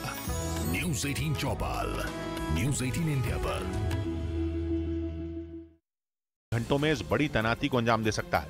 आशंका जताई जा रही है कि अगर नेटो ने काला सागर में अपनी सैन्य ताकत बढ़ाई तो रूस भी उसे जवाब देने में पीछे नहीं हटेगा, क्योंकि वहां पहले से ही रूस के कई जंगी जहाज तैनात हैं। ऐसे में माना जा रहा है कि अमेरिकी ड्रोन पर रूस का हमला एक और बड़ी जंग को दावत देने वाला है, यानी दुनिया पर एक और खूनी जंग का खतरा मंडराने लगा है। इस बीच ब्रिटेन और जर्मनी के लड़ाकू विमानों ने एक साथ मिलकर रूस के एक विमान को नेटो देश एस्टोनिया के करीब घेर लिया। पश्चिमी मीडिया के मुताबिक रूस का यह विमान एस्टोनिया की हवाई सीमा के पास उड़ रहा था, लेकिन जब रूस के इस विमान से संपर्क की कोशिश की गई तो उसने कोई जवाब नहीं दिया। इसके बाद एस्टोनिया में अफरा तफरी मच गई, क्योंकि इस घटना से कुछ घंटे पहले ही रूस के सुखोई विमान ने काला सागर में उड़ रहे एक अमेरिकी ड्रोन को मार गिराया था, जिसके बाद अब नेटो देश एस्टोनिया के करीब रूस का एक विमान पहुंच चुका था, जिसकी खबर लगते ही ब्रिटेन और जर्मनी की वायुसेना ने अपने लड़ाकू विमान रूस के विमान को खदेड़ने के लिए रवाना कर दिए, क्योंकि एस्टोनिया की लगातार कोशिश के बाद भी रूस के विमान की तरफ से किसी तरह का जवाब नहीं मिला, जिसके बाद इस बात का खौफ पैदा हो गया कि कहीं रूस का विमान हमला न बोल दे। इसी वजह से एस्टोनिया में तैनात ब्रिटेन के टाइफून लड़ाकू विमान और जर्मनी के फाइटर जेट ने एक साथ ऑपरेशन शुरू किया और उस वक्त रूस के विमान को घेर लिया जब वो एस्टोनिया की हवाई सीमा के करीब उड़ान भर रहा था। खबर के मुताबिक ये विमान रूस के कलिनिनग्राद और सेंट पीटर्सबर्ग के बीच उड़ान भर रहा था, जिसे ब्रिटेन और जर्मनी के विमान ने एस्टोनिया के करीब पहुंचते ही खदेड़ दिया। हालांकि बाद में बताया गया कि रूस का ये विमान एक ईंधन भरने वाला विमान था, जो हवा में ही फाइटर जेट और दूसरे विमानों में ईंधन भरने के काम आता है। लेकिन काला सागर में अमेरिकी ड्रोन के मार गिराए जाने के बाद नेटो किसी तरह का खतरा मोल लेना नहीं चाहता था, इसलिए उसने अपने दो विमान रूसी विमान को भगाने के लिए भेज दिए। इधर संसद सत्र के तीसरे दिन अदानी मुद्दे पर और राहुल गांधी से माफी की मांग पर संसद के दोनों सदनों में जमकर हंगामा हुआ। विपक्ष के नेता अदानी मामले की जांच के लिए जेपीसी की मांग पर अड़े रहे, तो वहीं बीजेपी के सांसद लंदन में दिए गए बयान पर राहुल गांधी से माफी की मांग पर डटे रहे। संसदीय कार्य मंत्री और बीजेपी नेता प्रहलाद जोशी ने भी राहुल गांधी पर निशाना साधा। भारत का अपमान कर रहा है इस सदन के एक नेता और सदस्य राहुल गांधी। बाद में हंगामे की वजह से लोकसभा और राज्यसभा की कार्यवाही गुरुवार तक के लिए स्थगित कर दी गई। उधर पाकिस्तान के पूर्व प्रधानमंत्री इमरान खान की गिरफ्तारी से पहले वहां गृह युद्ध शुरू हो गया। पिछले 2 दिनों से पुलिस और इमरान खान के समर्थकों के बीच जंग छिड़ी हुई है। राजधानी इस्लामाबाद, पेशावर और कराची समेत कई शहरों में जमकर बवाल हो रहा है। लेकिन सबसे ज्यादा हिंसा लाहौर में हुई। वहां इमरान खान की पार्टी पीटीआई यानी पाकिस्तान तहरीक इंसाफ के कार्यकर्ता इमरान की ढाल बनकर पुलिस से भिड़ गए, जिसके बाद पुलिस को हालात संभालने के लिए उन पर फायरिंग तक करनी पड़ी। लेकिन पुलिस की इस कार्रवाई के बाद वहां हालात और भी ज्यादा बिगड़ गए। इमरान खान की गिरफ्तारी रोकने के लिए उनके समर्थकों ने पुलिस पर पथराव शुरू कर दिया। जगह जगह सड़कों पर आग लगा दी गई। आरोप है कि पुलिस पर पेट्रोल बम से भी हमला किया गया। लाहौर से आई तस्वीरों में सड़क पर आग के बवंडर उठते दिखाई दिए, जिसे देखकर ऐसा लगा जैसे वहां कोई बम फटा हो। ऐसे हालात सिर्फ इमरान खान के घर के पास ही नहीं दिखे, बल्कि लाहौर शहर के अलग अलग इलाकों में भी उनके समर्थकों ने आगजनी की, जिससे पूरा शहर ही ठप पड़ गया। शहर के कई इलाकों में पीटीआई के कार्यकर्ता सरकार और पुलिस के खिलाफ हंगामा और बवाल करते दिखे। कुछ जगहों पर पुलिस से भिड़ने के लिए पीटीआई के कार्यकर्ता लाठियों से लैस नजर आए, जिन्हें रास्ते से हटाने के लिए पुलिस ने उन पर वाटर कैनन का भी इस्तेमाल किया। और जब इससे भी बात नहीं बनी तो बवाल कर रहे लोगों को भगाने के लिए पुलिस ने उन पर आंसू गैस के कई गोले दाग दिए। बवाल बढ़ने पर पुलिस ने उन पर लाठीचार्ज भी किया। लेकिन इसके बाद भी इमरान खान के समर्थक पुलिस के सामने डटे रहे। मतलब इमरान खान की गिरफ्तारी रोकने के लिए उनके समर्थक पुलिस के सामने दीवार बनकर कई घंटों तक खड़े रहे, जिनसे निपटने में पुलिस के पसीने छूट गए। यह हिंसा तब शुरू हुई जब एक रोज पहले तोशाखाना यानी सरकारी खजाने से जुड़े एक मामले में इस्लामाबाद से पुलिस की एक टीम इमरान खान को गिरफ्तार करने लाहौर पहुंची। और आरोप है कि पुलिस के पहुंचने की भनक लगते ही इमरान खान ने एक बार फिर अपने समर्थकों को पुलिस के सामने खड़ा कर दिया। इमरान खान के इशारे पर सैकड़ों की तादाद में उनके समर्थकों ने जमा पार्क में मौजूद उनके घर की किलेबंदी कर दी। घर की तरफ आने वाले रास्तों को बंद कर दिया गया। पीटीआई के कार्यकर्ताओं का आरोप है कि पुलिस ने इमरान खान के घर पर हमला कर दिया था। Suddenly attack the residence of ex prime minister chairman Pakistan Tehreek Insaf Imran Khan, जिसके बाद पुलिस का रास्ता रोकने के लिए पीटीआई के कार्यकर्ता सड़कों पर बैठ गए। हालांकि इसके बाद पुलिस इमरान खान को गिरफ्तार करने के लिए आगे बढ़ी, लेकिन रास्ते में ही पीटीआई के कार्यकर्ता उससे भिड़ गए। ब्रेकिंग न्यूज आ रही है, यूक्रेन जंग से जुड़ी। जंग के बीच रूस अमेरिका से सीधा भिड़ गया। यूक्रेन युद्ध के बीच ऐसा पहली बार हुआ जब रूस अमेरिका से सीधा भिड़ गया। रूस ने पहली बार अमेरिका के एक ड्रोन को मार गिराया। 1 साल से ज्यादा वक्त से चल रही जंग में ऐसा पहली बार हुआ जब रूस ने सीधे सीधे अमेरिका पर प्रहार किया हो। अमेरिका के मुताबिक रूस ने उसके MQ-9 रीपर ड्रोन पर उस वक्त हमला बोला जब वो काला सागर में उड़ान भर रहा था। अमेरिका ने आरोप लगाया कि रूस के 2 सुखोई लड़ाकू विमानों ने उसके ड्रोन पर वार किया और उसे काला सागर में गिरा दिया। इसके बाद अमेरिका रूस पर बुरी तरह भड़क गया। उसने पुतिन की सेना की इस कार्रवाई को बेहद खतरनाक करार दिया, क्योंकि पहली बार रूस ने उस पर सीधा वार किया। और इसी वजह से अब इस बात की आशंका जताई जा रही है कि अमेरिका भी रूस के साथ जंग छेड़ सकता है, क्योंकि इसके बेहद आधुनिक MQ-9 रीपर ड्रोन को गिराकर रूस ने सीधे अमेरिका को चुनौती दे दी है। जंग के बीच पहली बार उसने अमेरिका पर सीधा हमला बोला है। वही अमेरिका जिसने पिछले 1 साल से पुतिन की नाक में दम करके रख दिया है। क्योंकि अमेरिका की वजह से ही यूक्रेन की जंग में पुतिन बुरी तरह पस्त हो गए हैं। ये अमेरिका ही है जिसके दम पर ज़ेलेंस्की खुलकर पुतिन के खिलाफ ताल ठोकते हैं, क्योंकि उनकी मदद के लिए अमेरिका ने अपने हथियारों का खजाना खोल दिया। अमेरिका ने यूक्रेन को ऐसे ऐसे खतरनाक हथियार दिए जिन्होंने पुतिन की सेना के पसीने छुड़ा दिए। माना जा रहा है कि अमेरिकी हथियारों की वजह से ही पुतिन और उनकी फौज की सारी रणनीति फेल हो रही है। इसीलिए वो अमेरिका से बदला लेने का कोई मौका छोड़ना नहीं चाहते। और ऐसा ही मौका पुतिन की सेना को तब मिला जब अमेरिका का एक जासूसी और हमला करने में माहिर MQ-9 रीपर ड्रोन काला सागर के ऊपर उड़ान भर रहा था, जिसका पता चलते ही रूस की वायुसेना में खलबली मच गई। आनन फानन में उसने अपने खतरनाक लड़ाकू विमान Su-27 से दुश्मन के ड्रोन को ठिकाने लगाने की तैयारी शुरू कर दी। अमेरिका ने दावा किया कि रूस ने एक नहीं बल्कि 2 सुखोई लड़ाकू विमान उसके ड्रोन पर हमले के लिए भेजे, जिन्होंने काला सागर के ऊपर उड़ रहे उसके MQ-9 रीपर ड्रोन को घेरना शुरू कर दिया। अमेरिका के मुताबिक रूस के दोनों सुखोई विमान बेहद खतरनाक तरीके से ड्रोन के आसपास उड़ान भरने लगे। वो बार बार MQ-9 रीपर ड्रोन का रास्ता काटते रहे, उस पर हमले की कोशिश करते रहे। इसके साथ ही सुखोई विमानों ने ड्रोन के कैमरों को नाकाम करने के लिए उस पर ईंधन की बौछार की। इसके बाद भी अमेरिकी ड्रोन तेजी से आगे बढ़ता रहा, लेकिन तभी उनमें एक सुखोई ने ड्रोन के एक हिस्से में जोरदार टक्कर मार दी। अमेरिका ने दावा किया कि इस टक्कर से उसके ड्रोन को भारी नुकसान पहुंचा और वो काला सागर में गिर गया।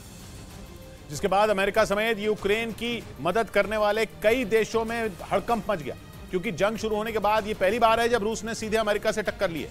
इससे पहले वो यूक्रेन की मदद करने पर अमेरिका को कई बार चेतावनी दे चुका था, लेकिन अब उसने अमेरिकी ड्रोन को ढेर करके बाइडेन को यह बता दिया कि वो अमेरिका से भी जंग के लिए तैयार है, क्योंकि अमेरिका का MQ-9 रीपर ड्रोन काला सागर के ऊपर उड़ रहा था। जिस वक्त ड्रोन पर हमला किया गया वो क्राइमिया से करीब 120 किलोमीटर की दूरी पर था और समंदर के इस हिस्से को रूस अपनी सीमा मानता है, क्योंकि 2014 में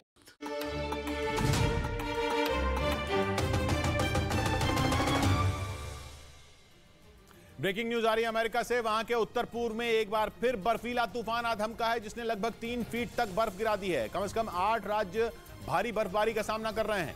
खराब मौसम की वजह से 2.5 लाख से ज्यादा मकानों की बिजली कट चुकी है। 1100 से ज्यादा उड़ानों को रद्द करना पड़ा है। 5000 से ज्यादा फ्लाइट डिले हो चुकी हैं। भारी बर्फबारी तो हो ही रही है, उसके साथ तेज बारिश और जोरदार हवाओं ने भी लोगों को बेहाल कर दिया है। यानी अमेरिका को खराब मौसम से राहत ही नहीं मिल पा रही। फरवरी से अब तक कई बर्फीले तूफान अमेरिका पर अटैक कर चुके हैं। इस बार भी तूफान ने उसकी रफ्तार पर ब्रेक लगा दिए। वहां कई पेड़ गिर गए, बिजली की तारें सड़कों पर बिछ गईं। मगर अमेरिका के मिनेसोटा राज्य में तो एक मॉल तक बर्फ का भार नहीं झेल पाया। पहले तो तस्वीरें देखकर कुछ समझ ही नहीं आया कि माजरा क्या है, क्योंकि हर तरफ बर्फ का अंबार लगा दिखा। पर गौर से देखने पर पता चला कि बर्फ के उस ढेर में दबकर मॉल की छत ही ढह चुकी है और छत की सारी बर्फ मॉल के अंदर गिरी पड़ी है। लेकिन अमेरिका का अकेला मिनेसोटा राज्य ही जबरदस्त बर्फबारी का निशाना नहीं बना। अमेरिका के उत्तर पूर्व में मौजूद New York, Connecticut, Massachusetts, Vermont, new Hampshire और मेन राज्यों में बर्फीले तूफान ने कहर बरपा दिया। पेंसिल्वेनिया राज्य के उत्तर पूर्वी हिस्से और उत्तरी न्यू जर्सी भी खराब मौसम की चपेट में है। इस वजह से अमेरिका में सैकड़ों स्कूलों पर ताले लग गए हैं और 2,67,000 घर और दुकानें अंधेरे में डूब गई हैं। न्यूयॉर्क राज्य के कई इलाकों में तो इमरजेंसी लगानी पड़ी है, क्योंकि तस्वीरों में न्यूयॉर्क आइसलैंड बना नजर आया। वहां हर तरफ बस बर्फ ही बर्फ दिखाई दी। अनुमान है कि न्यूयॉर्क में 1 घंटे में 2 इंच के रेट से बर्फ गिर सकती है, जिसकी वजह से जिन सड़कों पर इक्का दुक्का गाड़ियां दौड़ती दिखी वहां पूरी तरह सन्नाटा पसर सकता है। न्यूयॉर्क के पड़ोसी मैसाचुसेट्स राज्य का हाल भी उसी के जैसा नजर आया। वहां भी जगह जगह बर्फ का ढेर इकट्ठा हो गया, जिसे हटाने के लिए प्रशासन काम पर लगा दिखा। ऐसे मौसम में बाहर निकलना खतरे से खाली नहीं, इसलिए प्रशासन ने लोगों से घरों में ही रहने की अपील की। इधर पटना में विधानसभा भवन के बाहर बीजेपी और आरजेडी के विधायक आपस में उलझ पड़े। ये तब हुआ जब सदन से निष्कासित किए गए बीजेपी विधायक लखेंद्र पासवान के समर्थन में बीजेपी वहां धरना दे रही थी और सदन के बाहर बीजेपी के कई विधायक विरोध प्रदर्शन कर रहे थे। तभी आरजेडी के 3 विधायक लालू यादव को कोर्ट से बेल मिलने की खुशी में लड्डू बांटने वहां पहुंच गए। उन्होंने जब प्रदर्शन कर रहे बीजेपी के विधायकों को लड्डू खिलाने की कोशिश की तो एक विधायक ने लड्डू की उस प्लेट को उठाकर हवा में फेंक दिया, जिससे आरजेडी के विधायक भड़क गए और वहां धक्का मुक्की होने लगी। बीजेपी ने आरोप लगाया कि आरजेडी विधायक उन्हें गुस्सा दिलाने के इरादे से वहां लड्डू लेकर पहुंचे थे। आंदोलन कर रहे हैं आरजेडी के विरुद्ध में और मिठाई खिलाने आए हैं कि मजाक करने आए हैं। असल में एक दिन पहले बीजेपी विधायक लखेंद्र पासवान को माइक तोड़ने के आरोप में सदन से 2 दिन के लिए निष्कासित कर दिया गया था, जिसके विरोध में बीजेपी ने सरकार के खिलाफ मोर्चा खोल दिया और सदन के बाहर घंटों प्रदर्शन किया। उधर मुंबई से एक चौंकाने वाला मामला सामने आया। वहां एक लड़की पर आरोप है कि उसने अपनी मां की हत्या कर उनके शव के टुकड़े कर दिए, जिन्हें उसने अपने ही घर में छिपा कर रखा था। पुलिस ने वहां से शव को काटने के लिए इस्तेमाल किए गए चाकू और कटर भी बरामद कर लिए। पुलिस के मुताबिक उस लड़की ने अपनी मां की हत्या पिछले साल दिसंबर के महीने में ही कर दी थी। उधर पोलैंड ने मिग-29 फाइटर जेट रूस के खिलाफ जंग लड़ रहे यूक्रेन को देने का फैसला किया। हालांकि इसमें करीब 6 हफ्तों का वक्त लग सकता है, जिसके बाद जेलेंस्की की सेना मिग-29 जैसे घातक लड़ाकू विमानों से लैस हो जाएगी, जिससे यूक्रेन की हवाई ताकत को धार मिलेगी। यूक्रेन को मिग-29 फाइटर जेट विमान दिए जाने की पुष्टि खुद पोलैंड के प्रधानमंत्री ने की। बताया गया कि इनकी संख्या 14 के करीब हो सकती है, लेकिन लंबे समय तक न तो अमेरिका और न ही किसी दूसरे देश ने जेलेंस्की की ये मांग मानी। हालांकि जेलेंस्की ने भी अपनी जिद नहीं छोड़ी और बार बार लड़ाकू विमानों के लिए गुहार लगाते रहे। इसी कड़ी में अब पोलैंड उनको मिग-29 देने के लिए तैयार हो गया। यानी जंग में यूक्रेन की ताकत बढ़ने के साथ पुतिन के लिए नई चुनौती खड़ी हो सकती है। इससे पहले नेटो के देश यूक्रेन को हथियार और गोला बारूद तो देते रहे, लेकिन हवाई हमले के लिए खतरनाक फाइटर जेट देने से वो परहेज करते रहे। इन देशों का डर ये था कि इससे पुतिन नेटो पर और भड़क सकते हैं, क्योंकि जेलेंस्की की सेना को मिग-29 जैसे लड़ाकू विमान मिल जाने के बाद जंग और भीषण हो सकती है, जिसका अंदाजा पुतिन की सेना को भी है। यूक्रेन की मदद पर पोलैंड को रूस की तरफ से कई बार धमकियां भी मिल चुकी हैं। इसके बावजूद उसने जेलेंस्की की मदद से मुंह नहीं मोड़ा। इस बीच यूरेशियन टाइम्स नाम की वेबसाइट ने दावा किया कि पोलैंड के बाद यूके भी यूक्रेन को लड़ाकू विमानों की बड़ी मदद कर सकता है, ताकि यूक्रेन के सैनिक रूसी फौज के आगे कमजोर न पड़े। यूरेशियन टाइम्स के मुताबिक इसीलिए यूके अपने यूरोफाइटर टाइफून विमान यूरोप के कुछ सहयोगी देशों को देने की तैयारी में, ताकि वो उनसे यूक्रेन को मिग-29 लड़ाकू विमान दिला सके। बताया जा रहा है कि ब्रिटेन की सेना 2025 तक यूरोफाइटर टाइफून लड़ाकू विमानों को रिटायर करेगी। दावा है कि इसीलिए वो पहले ही इन्हें अपने मित्र देशों को देकर उनसे यूक्रेन को मिग-29 फाइटर जेट दिलाना चाहती है। और अगर ऐसा हो गया तो यूक्रेन के लिए ये लड़ाकू विमान काफी मददगार साबित हो सकते हैं, क्योंकि इनके जरिए वो रूस को मुंहतोड़ जवाब दे सकेगा। इधर दिल्ली में करोड़ों के ड्रग्स के साथ 4 तस्कर पकड़े गए। उन्हें दिल्ली पुलिस की एंटी नारकोटिक सेल ने गिरफ्तार किया और उनके पास से पुलिस ने करीब 311 ग्राम ड्रग्स बरामद किए। पकड़े गए ड्रग्स की कीमत करीब 1.5 करोड़ रुपए बताई गई। पुलिस ने तस्करी के आरोप में 2 महिलाओं समेत 4 लोगों को गिरफ्तार कर लिया। उधर कंगाल पाकिस्तान के मंत्रियों की मनमानी ने वहां के लोगों के जख्मों पर नमक छिड़क दिया। पाकिस्तान के अखबार डॉन के मुताबिक शहबाज सरकार के आदेश के बाद भी उनके मंत्री लग्जरी गाड़ियां सरकार को लौटा नहीं रहे हैं, जबकि पाकिस्तान की सरकार एक एक पाई के लिए मोहताज दिखाई दे रही है। शहबाज शरीफ महीनों से इसी कोशिश में जुटे हैं कि किस तरह से सरकारी खर्चों में कमी लाई जाए, लेकिन लगता है कि उनके ही मंत्री उनकी नहीं सुन रहे हैं, क्योंकि खर्चों में कमी लाने के लिए शहबाज सरकार ने अपने मंत्रियों को दी गई लग्जरी गाड़ियां वापस मांगी थी। लेकिन डॉन की रिपोर्ट के मुताबिक वहां के मंत्रियों ने अब तक सिर्फ 14 लग्जरी गाड़ियां ही लौटाई हैं, जबकि अब भी 14 गाड़ियां उनके मंत्री इस्तेमाल कर रहे हैं। जिसके बाद एक बार फिर ऐसे मंत्रियों को अल्टीमेटम दिया गया कि वो 3 दिन के भीतर बची हुई लग्जरी गाड़ियां वापस कर दें। इस बीच पुतिन को अपने दोस्त अर्मेनिया से बहुत बड़ा झटका लग सकता है। अर्मेनिया रूस की अगुवाई वाले सैन्य गठबंधन CSTO यानी कलेक्टिव सिक्योरिटी ट्रीटी ऑर्गेनाइजेशन से अलग हो सकता है। ऐसा इसलिए क्योंकि अर्मेनिया के प्रधानमंत्री ने इशारों में एक बार फिर रूस को खरी खरी सुना दी। उन्होंने आरोप लगाया कि जब अर्मेनिया को CSTO की सबसे ज्यादा जरूरत थी तब उसने अर्मेनिया को अकेला छोड़ दिया। लेकिन इसके बाद तो अर्मेनिया के प्रधानमंत्री ने ऐसा बयान दिया जिससे मॉस्को में खलबली मच गई। अर्मेनिया ने कहा कि वो CSTO से अलग नहीं हो रहा, बल्कि CSTO अर्मेनिया से अपना पीछा छुड़ाना चाहता है। मतलब अर्मेनिया ने जता दिया कि वो CSTO से इतना नाराज है कि कल को वो उसे टाटा बाय बाय भी कह सकता है। CSTO में रूस, अर्मेनिया, बेलारूस, कजाकिस्तान, ताजिकिस्तान और किर्गिस्तान जैसे 6 देश शामिल हैं। CSTO को नेटो के जवाब के तौर पर देखा जाता है, क्योंकि नेटो की तरह CSTO भी इसी सिद्धांत पर टिका है कि अगर CSTO के किसी एक भी सदस्य देश पर हमला हुआ तो वो पूरे के पूरे मिलिट्री अलायंस पर हमला माना जाएगा। और फिर पूरा सीएसटीओ अपने साथी को बचाने के लिए मैदान में उतर जाएगा। लेकिन आर्मेनिया एक बार नहीं बल्कि कई बार साफ साफ कह चुका है कि सीएसटीओ उसकी हिफाजत करने में एकदम नाकाम रहा है। आर्मेनिया की अपने पड़ोसी अजरबैजान से कांटे की दुश्मनी है। नागोर्नो कराबाख इलाके के लिए दोनों के बीच तलवारें खिंची हैं। उसके लिए दोनों लड़ भी चुके हैं और पिछले साल से दोनों के बीच हालात बेहद नाजुक बने हुए हैं। इसलिए आर्मेनिया का मानना है कि सीएसटीओ के सिद्धांत के हिसाब से उसे आर्मेनिया का साथ निभाना चाहिए था और अजरबैजान से लड़ाई में कूद जाना चाहिए था। क्योंकि अजरबैजान सीएसटीओ का हिस्सा नहीं है, लेकिन आर्मेनिया का आरोप है कि सीएसटीओ ने उसकी मदद नहीं की। आर्मेनिया का सीएसटीओ पर सवाल खड़े करने का मतलब सीधे सीधे पुतिन पर उंगली उठाना है, क्योंकि सीएसटीओ की अगुवाई रूस करता है और रूस में पुतिन की मर्जी के बिना एक पत्ता तक नहीं हिलता। लेकिन रूस की दिक्कत यह है कि वो आर्मेनिया और अजरबैजान में किसी को भी नाराज नहीं करना चाहता। आर्मेनिया तो रूस का दोस्त है और रूस अजरबैजान से भी बिगाड़ना नहीं चाहता, क्योंकि उसके पास तेल का भंडार है। इस चक्कर में आर्मेनिया रूस से चिढ़ गया है। वो पुतिन से कन्नी काटने में लगा है और अमेरिका जैसे पश्चिमी देशों से नजदीकी बढ़ाने की ताक में। उधर दक्षिण अमेरिकी देश पेरू के लीमा में याकू नाम के चक्रवाती तूफान ने जमकर तबाही मचाई, जिसकी वजह से वहां इमरजेंसी तक लगा दी गई।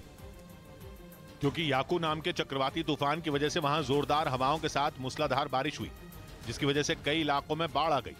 बाढ़ की वजह से वहां 5 लोगों की मौत हो गई। कई इलाकों में वहां स्कूल, कॉलेज और सारे दफ्तर बंद हैं। जगह जगह फंसे हुए लोगों को बचाने के लिए रेस्क्यू ऑपरेशन चलाए जा रहे हैं। इधर अदानी मुद्दे पर निकाले गए कांग्रेस के मार्च से एनसीपी ने दूरी बना ली। वैसे टीएमसी भी इस मार्च को हिस्सा नहीं बनी, लेकिन एनसीपी का कांग्रेस के मार्च से दूरी बनाना चौंकाने वाला था, क्योंकि ममता पहले ही बता चुकी हैं कि वो कांग्रेस के साथ मिलकर कोई लड़ाई नहीं लड़ेंगी। रही बात आम आदमी पार्टी और समाजवादी पार्टी समेत दूसरे विपक्षी दलों की, तो वो किसी मुद्दे पर कांग्रेस के साथ आ जाते हैं तो किसी पर अलग खड़े हो जाते हैं। अदानी का मुद्दा भी कुछ ऐसा ही है। इस बार कांग्रेस ने इसी मामले पर ईडी के दफ्तर तक मार्च निकाला, जिसमें 16 विपक्षी पार्टियां शामिल हुई। इसमें टीएमसी शामिल नहीं है, लेकिन तमाम जो दल हैं विपक्ष के, वो ईडी दफ्तर की तरफ मार्च करने के लिए विजय चौक पहले जा रहे हैं। लेकिन एनसीपी इस मार्च का हिस्सा नहीं बनी, जबकि कांग्रेस और एनसीपी महाराष्ट्र में एक साथ हैं।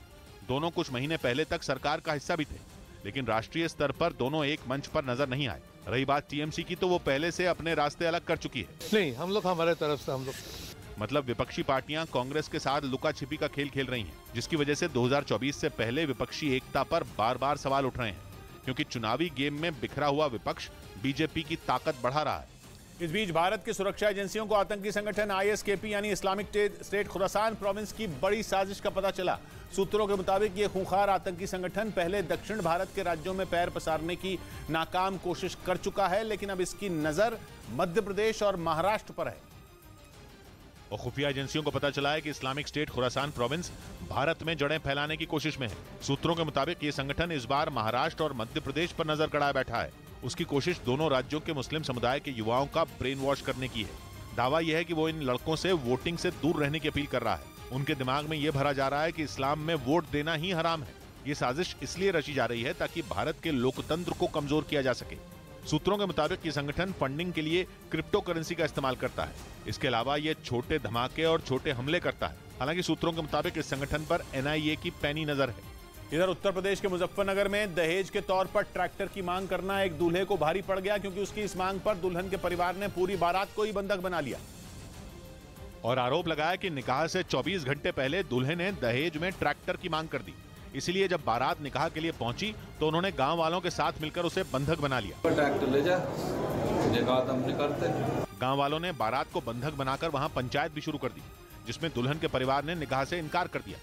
उधर फिलिस्तीन पर हमले के मुद्दे पर इजरायल यूरोपियन यूनियन से ही भिड़ गया।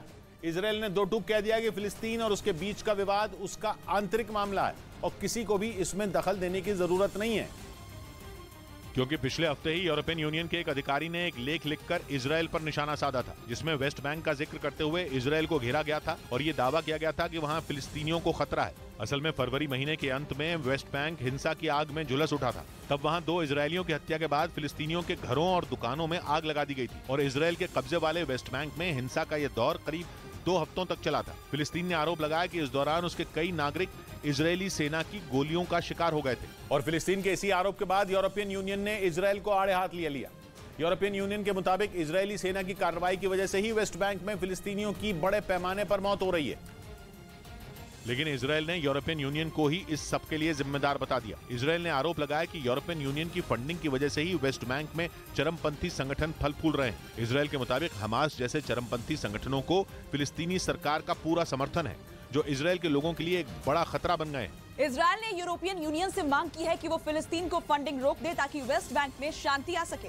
हालांकि ऐसा लगता नहीं है, क्योंकि फिलिस्तीन के मुताबिक इस साल अब तक इजरायली सेना के हमलों में उसके 80 से ज्यादा नागरिक मारे गए। वहीं इजरायल ने दावा किया कि वेस्ट बैंक में अब तक उसके 14 से ज्यादा लोगों की हत्या हो चुकी है।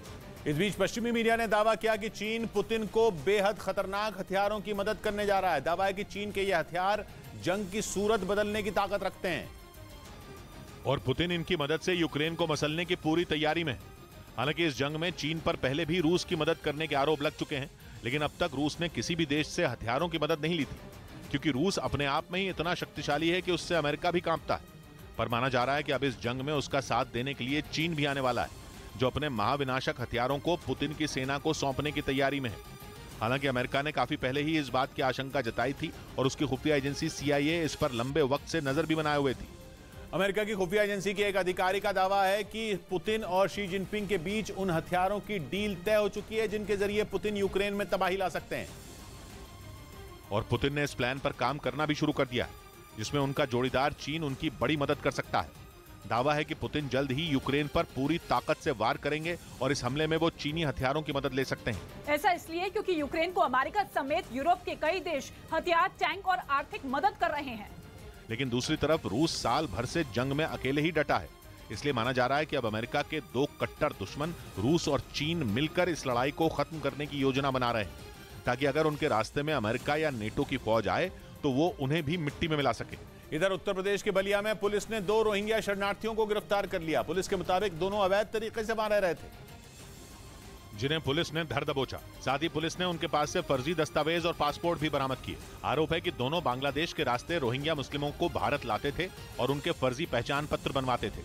वहीं खबर है कि अमेरिका के वैज्ञानिकों की एक टीम को दूसरे ग्रहों के जीवों यानी एलियन से जुड़ी एक बड़ी जानकारी मिली। पता चला कि अमेरिका के रक्षा मंत्रालय यानी पेंटागन की एक टीम ने इस पर एक रिपोर्ट तैयार की, जिसमें कई अहम जानकारियां दी गई और दावा किया गया कि दूसरे ग्रहों के जीवों के कुछ यान हमारे सौर मंडल में मौजूद हो सकते हैं। मतलब वही सौर मंडल जिसमें पृथ्वी, बुध, शुक्र, मंगल और बृहस्पति जैसे ग्रह मौजूद हैं, उनमें एलियंस की स्पेसशिप भी मौजूद हो सकती हैं। पता तो ये चला है कि ये शिप बहुत कुछ वैसी हैं जैसे धरती पर बनने वाली स्पेसशिप होती हैं।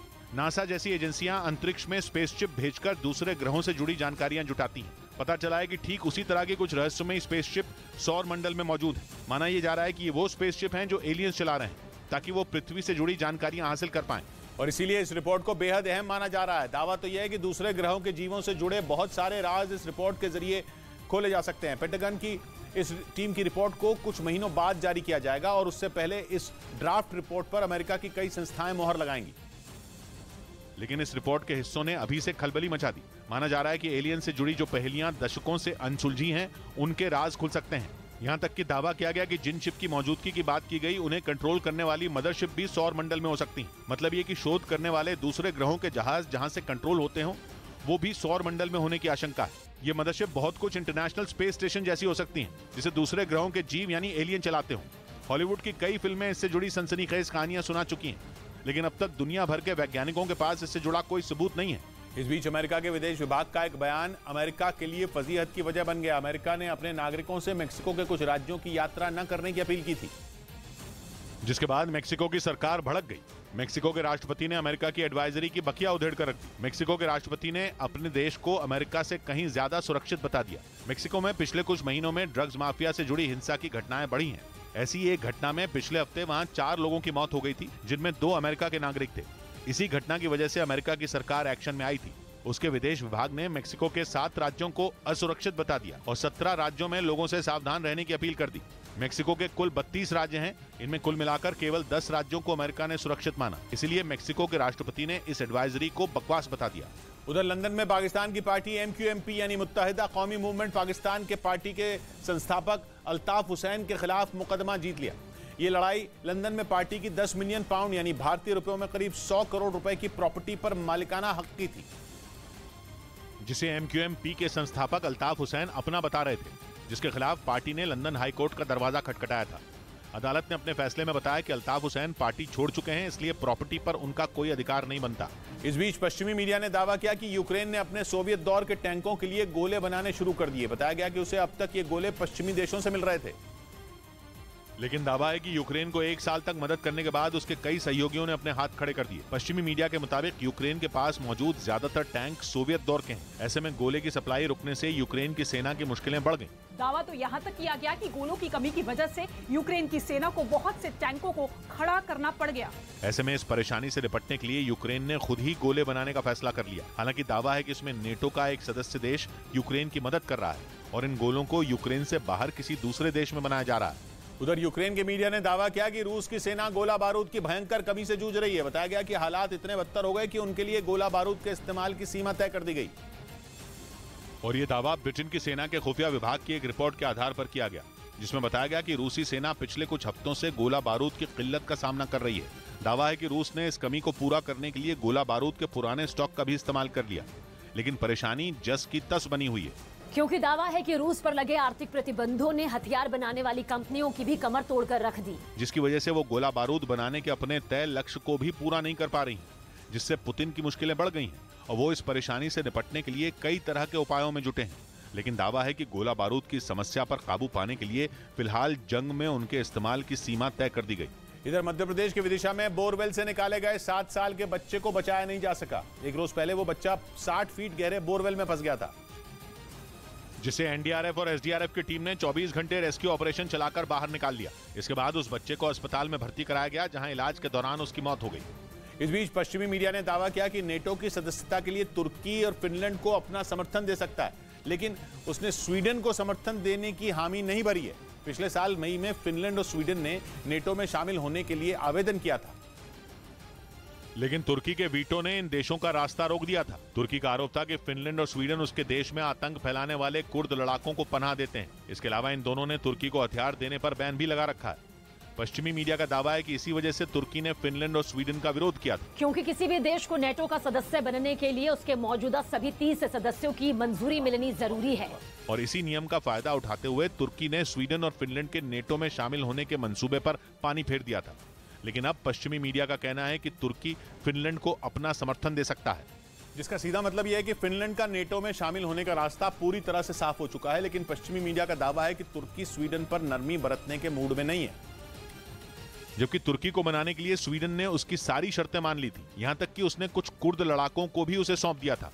लेकिन कुछ हफ्ते पहले स्वीडन की राजधानी स्टॉकहोम में हुए एक विरोध प्रदर्शन की वजह से स्वीडन और तुर्की के रिश्ते फिर बिगड़ गए थे, क्योंकि उस दौरान कुछ प्रदर्शनकारियों ने कुरान की प्रतियों में आग लगा दी थी। और कुरान जलाने की इस घटना पर कई मुस्लिम देशों ने स्वीडन की निंदा की थी। लेकिन इसका जवाब देते हुए तुर्की के समर्थकों ने स्वीडन के राष्ट्रीय ध्वज को ही जला दिया था, जिससे दोनों देशों के बीच न सिर्फ तनाव बना हुआ है, बल्कि अब तुर्की नेटो में स्वीडन के शामिल होने की राह का रोड़ा बन चुका है। उधर यूक्रेन युद्ध के बीच रूस के राष्ट्रपति व्लादिमीर पुतिन ने हेलीकॉप्टर बनाने वाली एक फैक्ट्री का दौरा किया। इस दौरान वो वहां एक हेलीकॉप्टर को भी उड़ाते नजर आए।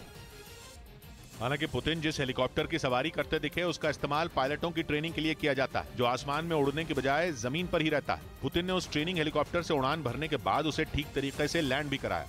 पुतिन ने जिस हेलीकॉप्टर बनाने वाली फैक्ट्री का दौरा किया, वो रूस में साइबेरिया के बुर्याचिया इलाके में मौजूद है। पुतिन ने वहां फैक्ट्री के कर्मचारियों से मुलाकात की और उनका हौसला बढ़ाया। फैक्ट्री का जायजा लेने के बाद पुतिन ने मीडिया से भी बातचीत की और दावा किया कि पश्चिमी देशों के लगाए गए आर्थिक प्रतिबंध रूस का कुछ भी नहीं बिगाड़ पाए।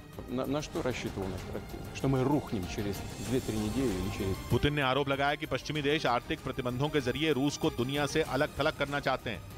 इधर छत्तीसगढ़ के महासमुंद जिले में एक ईंट भट्टे में काम करने वाले 5 मजदूरों की दम घुटने से मौत हो गई, जबकि एक मजदूर को अस्पताल में भर्ती करवाना पड़ गया, जहां डॉक्टरों ने उसकी हालत गंभीर बताई। बताया गया कि उन मजदूरों ने वहां रात के समय ईंटों को पकाने के लिए भट्टे में आग लगाई और फिर उसी के पास सो गए, जिसके बाद सुबह 5 मजदूरों के शव बरामद हुए। मोड़ के आगे मोड़ बहुत, मोड़ के आगे मोड़ बहुत, रही उम्र भर दौड़ बहुत।